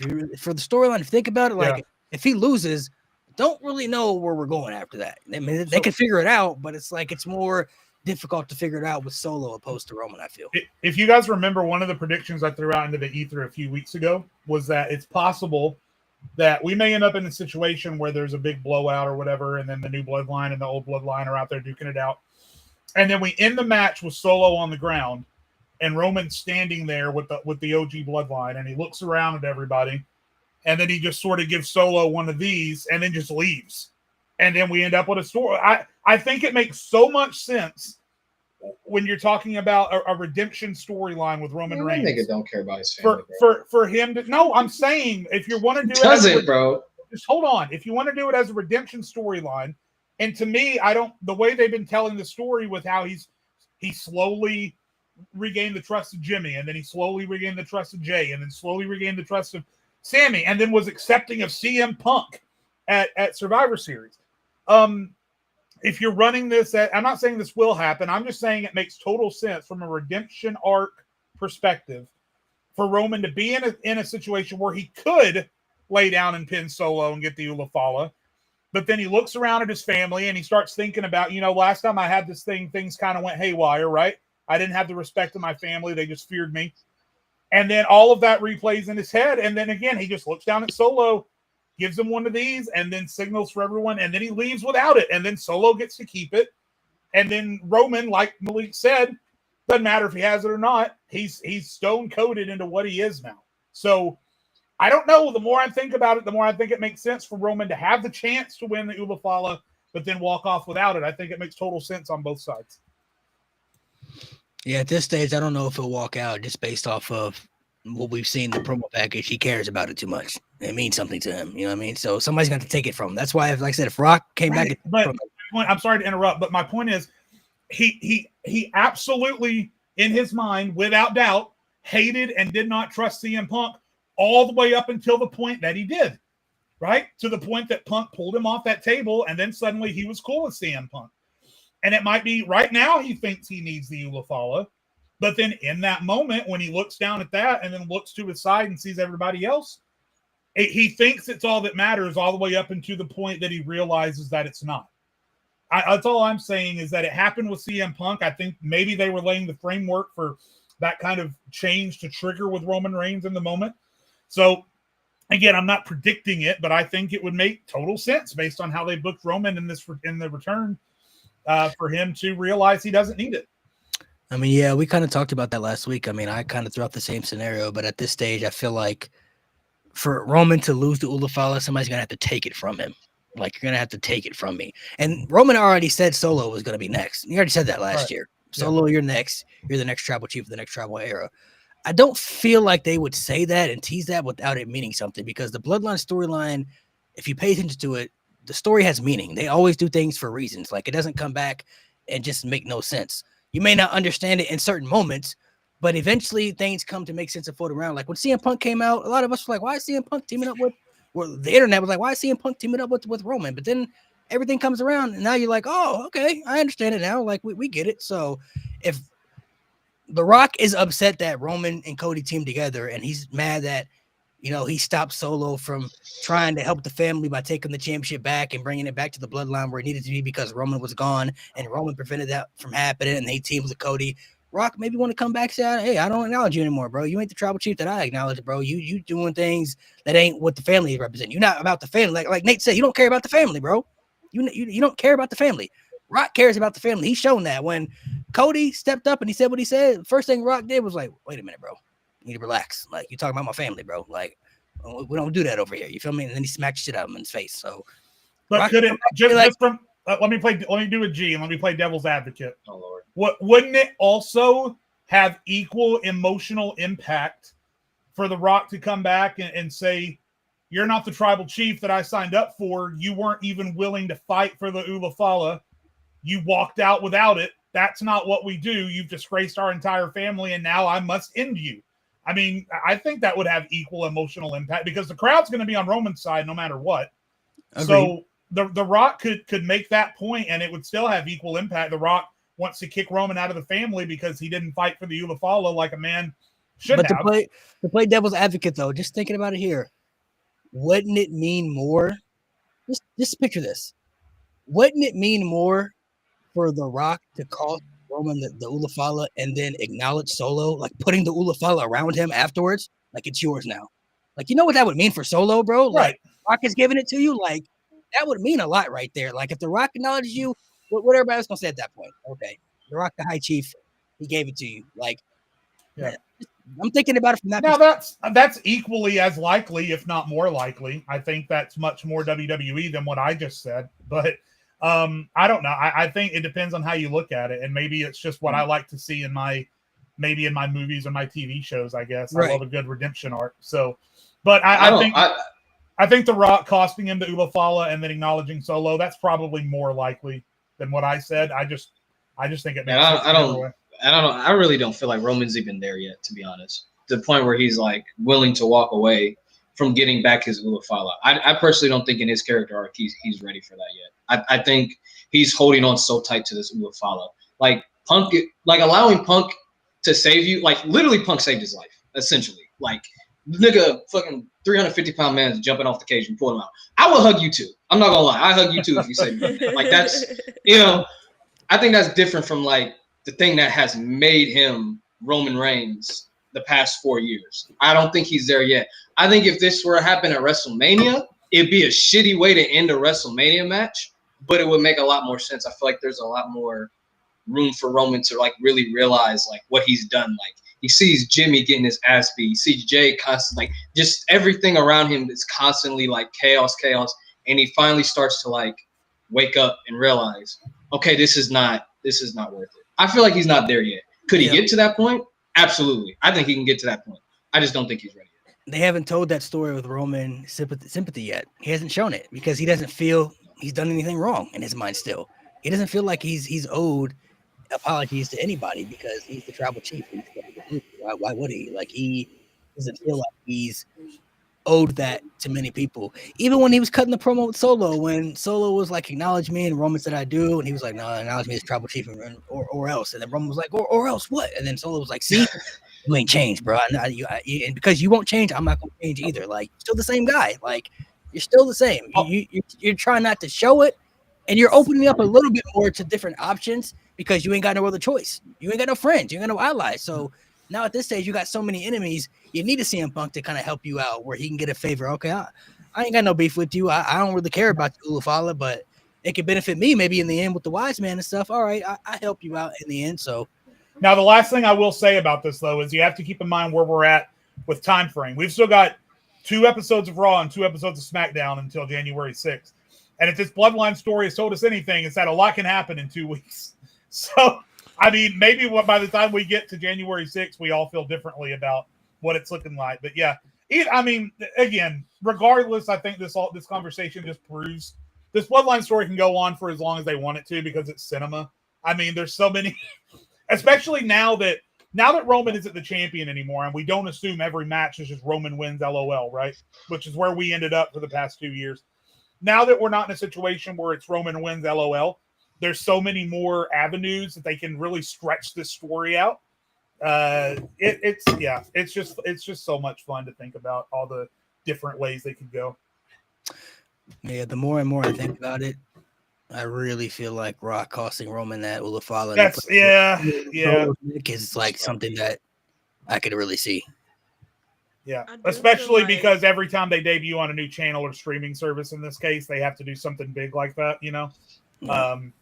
Like break the streak. What was you going to say? Go ahead. I do feel like this is eventually, I feel like the conclusion is going to be Jay getting the Ula Fala. I feel like this is more his story than anything. I feel like Roman gave Solo that role of tribal heir because Jay wasn't there. And he doesn't take Jimmy serious enough to lead the family. So Solo was the only, option left, which is why he was like, Solo keeps saying, oh, well, you lied. You said I was next up. But like technically it still wasn't his time, but Roman did abandon ship after WrestleMania. So he kind of just did what he had to do in a sense of like taking control of, the Ula Fala and becoming the tribal chief. I do feel like if Roman does finally win his Ula Fala back or get it back, we'll probably at some point see him give it to Jay, being that Jay kind of just like went off on his own. And the whole battle that Roman and Jay had was over the Ula Fala and like control of the family and Jay thinking that he was capable of providing for the family the same way Roman, did. So we have seen Jay grow significantly since leaving the bloodline and going off on his own. So maybe, at some point Roman, because he basically said it, I'm proud of you. We're proud of you. Maybe we'll see one eventually the conclusion of the story be him putting the Ulafala on Jay's shoulders. And it probably will be something we wouldn't expect him to do. But when he does it, the pop's gonna be crazy.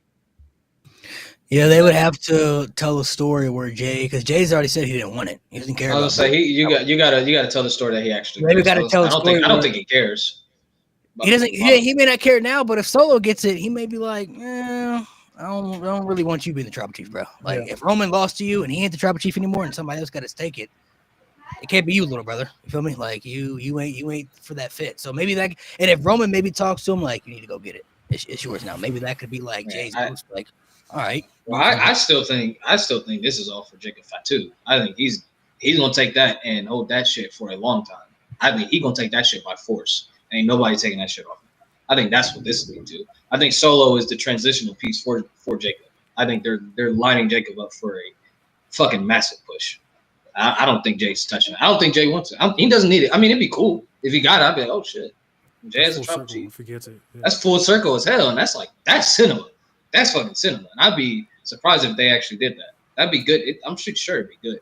I don't see that. Yeah, because Jay was the original guy for Roman. You know what I'm saying? He was the original guy going back to the pandemic. So it would come full circle for Jay to finally, finally coming back and get the title. Like, oh, okay, I'm the tribal chief now and everything. But they would have to tell that story where Jay cares enough about it, you know what I mean, to go get it. And they haven't told that yet, but maybe they will though. Maybe eventually they can, because there's so many different layers to the story that they haven't even told yet. It's just like it's just unknown. It's unknown where the story could go because of the options they have, with the story aspect. So that's my favorite thing about WWE nowadays, bro. Like late 2010s, early 2020s, everything was so obvious. Every direction you knew.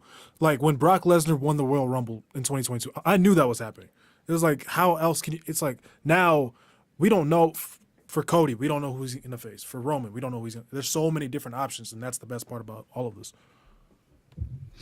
Yeah, I feel like sometimes predictable isn't always bad too. We got to remember that predictable isn't always bad, but it's when it's the bad predictable. You know what I mean? Like when Lesnar and Ronda Rousey are winning the Royal Rumble, because those are my picks that year. I'm like, it's gonna be Ronda Rousey. I saw that coming. Yeah, it's gonna be Lesnar. You know what I'm saying, so when you have those predictabilities, it's like, oh, that's not a good prediction to have, but you kind of know what's going to happen. But next year, it's like there's just so many directions they could go in. Like if I'm being honest, from now until WrestleMania, just based off what we know right now and what the stories, it's going to be really hard for them to mess up anything. Like any storylines that they have where you make decisions. You know what I mean? Like you have so many good things right in front of you. All you got to do is just make the right decisions and go in the right direction. You know what I mean? Like, it's going to be really hard for you to mess that up. Like with the Royal Rumble, maybe, you know what I'm saying? Maybe it is a Cena getting that moment, which I think the fans would like because the nostalgia is going to play a factor. It's his last year.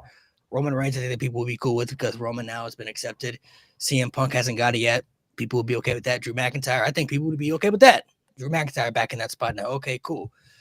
But then you look at the aspect, it's like if Rhea doesn't win on Raw and then she wins the Rumble, I'm going to be like, I don't know about that one. Like, it's very forced. That would be so sick. Oh my god. That's or vice versa. If Liv wins the Rumble afterwards and she loses Rhea, like, oh my, like that's gonna be very. Just have Rhea win it, bro. It's gonna be very forced. So I feel like have anybody win. I don't care, bro. I don't care who wins. I feel like they gotta have Rhea win it, and then if you want to do the blow off match at the Rumble, and that's it. That ends the feud. Cool. Yeah, I feel like they gotta make particular decisions where. It's going to be very interesting. I wonder, even with the NXT roster, they got so many people that we've talked about come up to the main roster, like Stephanie Van Cure, like Julia Stephanie, like those people, they really didn't need to go to NXT, for being honest. They're there to help make the roster more beneficial, but they don't really need to be there. Like, you know what I'm saying? If they want to have Stephanie come up tomorrow, I'd be like, all right, you know what I'm saying? Like that's cool. Somebody maybe mentioned what about Jordan Grace winning the Rumble? Maybe she come up and win it. You feel me? Like, immediate push for her. You feel me? Off the rip. You know what I'm saying? Like Jordan Grace would be somebody. that would be left field, but I wouldn't hate it because it's like, okay, Jordan Grace versus Rhea Ripley. yeah, that's Kind of come full circle for Rhea, getting that big spot at WrestleMania. Like, now she's giving someone else, the newer girl, the big spot at WrestleMania, like Charlotte did with her. I like that 2020. I like that. I like that. So there's different options of different avenues they could go to. What's something that you guys, before we end it, something you don't want to see happen next year? Like, I don't want to see this happen. I really don't want to see Charlotte hold the championship next year. Can we get a good year with Charlotte telling stories without a title? That's all I ask. Just give me a good year. She was starting to too. Give me a good year of Charlotte Flair cooking in matches, telling stories without her winning the championship, holding it, because she don't need it at this stage. If you want to give it to her in 2026, okay, but that's one year of Charlotte Flair being an active member of the roster where she's not winning the championship. I would love to see she's been hurt this year, so. Oh no. That's Charlotte I would in the love bank, though. Oh Lord. Oh God. Charlotte in the bank, man. Oh God. I would love to see Charlotte like doubt herself, because like Ric Flair had his doubts later in his career. I love to see Charlotte in kayfabe. That'd be a cool story. Because I know Ric Flair's was for real, but I would like to see like Charlotte like in kayfabe go through that. That'd be Lose a couple matches and she's like, damn. Nah, damn, I still got it. Because she did. She could come back from injury. Like, oh shit, am I still the same? Like, yeah. Right. However, you lose to like the new girl that just got caught up. Like whoever gets caught up, like oh shit, I can't even beat. She just came to the main roster. I can't beat her. One thing I don't want to see. There's a lot. You name a couple. There's a lot of shit I just don't want to see. I don't want to see Goldberg wrestle. I don't give a fuck. I don't want to see this motherfucker. I don't. I know he's going to. I don't want to. I don't want to see him wrestle. I just don't. It'll only be 3 minutes, man. And I love Goldberg, but no. 3 minutes. I don't even like Goldberg. I love Prime Goldberg. So I'm gonna go to AEW. I don't want AEW to keep doing this shit. Tony Khan do the shit of he tells a story, then he stops telling the story. And he tells a story again, like the same story. Like Triple H is doing it too with Chad Gable and Otis. Stop. Like I hate when they do that. And like I hate when you tell a story, then you stop, and then you tell a story all over again. I don't want to see none of that. I don't want to see these long ass feuds that get drawn out for like 6-8 months. I don't want to see that. There's like room for one story on your show to go like that. We don't need like 3-4 stories to keep going for longer than they actually need to go. That's I don't want to see. And I don't want to see Rampage in 20. I don't want to see Rampage, Shockwave, whatever. 2 shows and that's it. Yeah. What about you, Mo? Rock with the world title. That is my biggest fear for 2025. Like, the one part of me is like, okay, I think Rock's smart enough not to do that, especially after the backlash of 40. But at the same time, he did it at 29, so I'm not putting it past him. I'm just not putting it past him. Yeah, Nasty work. I'm not gonna lie. Nasty work, man. Be surprised. Don't be surprised. You can't be surprised though, man. Like I said, sometimes WWE has to appeal to a different audience, bro. It's about that marketing. Rocky 2 belts. You have that People's Championship on one hand, that WWE title on another. Stop cooking. You're burning the kitchen. No. Stop. Don't be afraid. I mean, don't be surprised. I am afraid. What you mean? What about you? What's something that you don't want to see happen in 2025? Goldberg and Gunther. I don't want to see that. I don't want to see Gunther and Goldberg at all. My glorious 'cause king deserves better. He deserves so. Wait, you're Oh, talking about better. Goldberg, are you? Are you trolling? No, right now? no. Oh, Gunther? no. Okay. Yeah, I was yeah, like, yeah. not Goldberg, you're a glorious king. That's sick. But yeah, I wouldn't want to see it. I don't want to see it. I know they teased it at what? Crown Jewel? I'm not Bad interested Blood. in it. We It was don't need Bad bro. Blood? Yeah, we don't need it, bro. Mm. We don't need it. Super chat. I know y'all don't want to see in this film the world title. Well, he's Well, you're right. It's not gonna I kinda happen. do. We don't have to worry. I We don't have to worry I about kind it. of do, but it's not. then we happening. got to listen to G Baby. I don't need that, bro. I don't need We're that. good, bro. We're good. It was bad enough The with amount Samoa of Joe. apologies, bro. The amount of apologies. Okay, let's because we got to get everybody's take on this who comes on the show.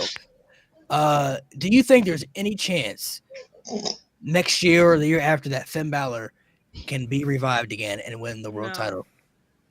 No. Look, this is what I see Finn Balor. Finn Balor is that one star basketball player from high school 10 years ago that keeps going back to the school and being like, hey, y'all doing something wrong. But mind you, this new basketball team has won 3 championships since he's been gone, and like they Let me don't get a shot. need him. And so like when he goes out there to show them what to do, Oh my he gosh. bricks the shot. Like, he airballs the shot. He bricks it, bro. Gosh, man. Finn Balor Traveling like a motherfucker. Can't even. Oh, shit. Carry, travel, and double dribble all at once. why do you think just for the Finn Balor fan, we all like Finn Balor, but why do Yes. you see Finn Balor just not getting the opportunity anymore?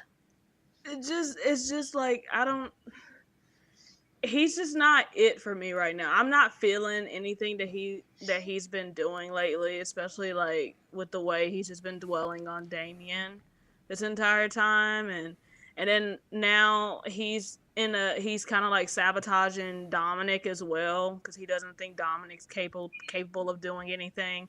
And mind you, Dominic's next up. Honestly, I truly feel like Dominic's on his way somewhere Give us money great. in the bank. Hey, and I'm gonna have fun seeing that. But yeah, Finn is just kind of, I don't know. It just feels like It's good. it's He got done grill for him. marks on his back. He's done. We're done with I him. feel like the way I feel We're about done with Finn, him. the way I feel about Finn, I think is how multiple people feel about Finn Balor. They've had so many freaking opportunities to pull the trigger with this guy to solidify him when he won the Universal Championship, came back from injury. They didn't put him back in the title picture to tell that story of him having the redemption arc of him never losing Insane. the championship. They It sent took him him like back, 3 years to do it.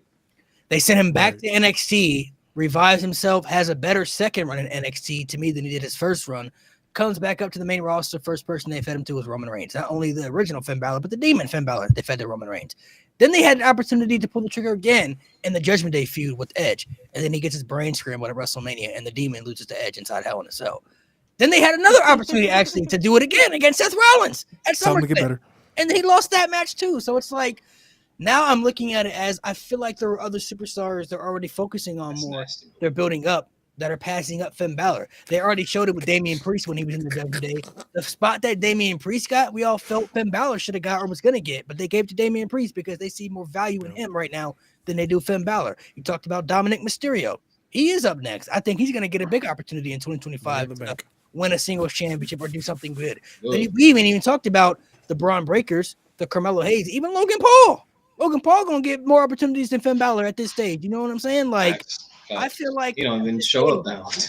Finn Balor now, and you got to talk about the people that haven't even won the world title yet too. Like CM Punk, I think is going to get the world title eventually again. CM Punk's going to be the world champion again. LA Knight.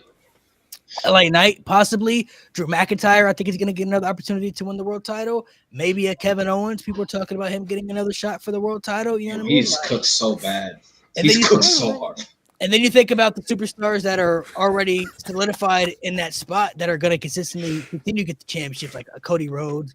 Seth Rollins is always going to be a contender for the title. Gunther is always going to be a contender for the championship too. It's like I'm looking at the avenues. I'm like, okay, who Finn Balor going to beat for the championship, and then how long he going to hold it, and Nobody. at what time frame? Because there's already other people that are passing him up that are taking those opportunities, and it's not his fault. He didn't do anything wrong. not. It's just It's not. he was under the Vince McMahon booking where Bro Vince can't McMahon even be utilized Trick, his full bro. potential to make him the top star that he could have been. So, like, if they had pulled the trigger on Finn Balor 7 years ago, 8 years ago, we'd be sitting up here talking about how Finn Balor is in the position like a Seth Rollins, where he's a main event contender. But he's not at that stage, and he's I not swear. in a position that where I feel injury. like he's going to get repackaged and repushed over other superstars that are already showing more potential in it right now. Bro, it's that injury, bro. It's that fucking like I've mentioned this before. The fact like Finn Balor has the quickest rise to a world title ever. For a main roster debuting superstar ever. And the fact that that one injury set him back so far that we're sitting here now being like he can't ever win a world title. Like if he hadn't got hurt, I can genuinely see for the next like 5 years or so up to that point. The top 5 guys in the company being Finn Balor being the guys under this. Roman, Seth, Brock, and AJ. And then Finn would have been right there with them. But nope. And it wasn't even, like I said, it wasn't his fault. And Nah, he's one of those people that doesn't have that special treatment where he gets injured and comes back and gets the same spot. You know what I mean? Like he's not John Cena, where John Cena could break his neck, come back and win the world title again. You know what I mean? Like he wasn't that valuable to WWE in their eyes. Like you're not that valuable. You know what I mean? Like, you're a superstar, but we don't value you on that level, because there's many times you've seen superstars get injured, come back, get the same spot. Triple H tore his quad, came back, won the Royal Rumble. You know what I mean? Like, John Cena got hurt, came back and won the world title how many times? You know what I mean? But they never valued Finn Balor or saw him in that light. So when he got injured, they probably thought, oh, this guy, the injury bug. Oh, okay, well, yeah, we can't. He's fragile. Shit. Even Cody came back and won the Royal Rumble. Like, got the main event of WrestleMania. Torn pec, came back, main event of WrestleMania. 3 times, like, actually. The injury thing only appeals to certain people. You know what I mean? Rhea just got hurt. You feel me?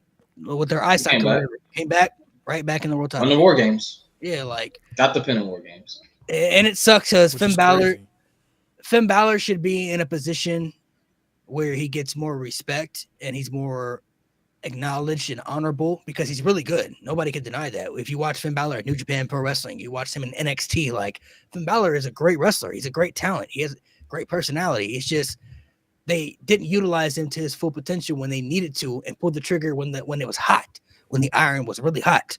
And Finn Balor's not the only one. Keith Lee, Karrion Kross, Shinsuke Nakamura, Bobby Roode, all those guys fall in that situation. You saying? You feel me? But it's like Finn Balor's now in the position where he's like, he's not even the most important guy in the Judgment. Like I said, there are other people in the group that you just see getting better opportunities than him that are going to pass him up. And the superstars aren't even in the group that are going to pass him up eventually, that you just know are going to be put in better spots and that are more valuable than him too. So it sucks that Finn Balor was talked about in this light, but you know what we're going to do? He's done. We're gonna do when G Baby gets back.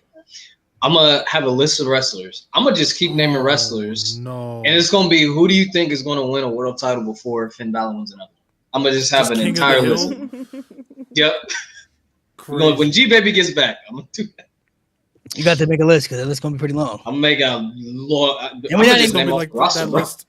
We haven't even included the people in NXT yet, like Oba Femi and stuff like that. Like, yeah, Trick Williams, Oba before Finn. Yeah, like there's a lot of people we haven't even talked about yet, bro. Like, John Cena could literally come back and win a championship before Finn Balor.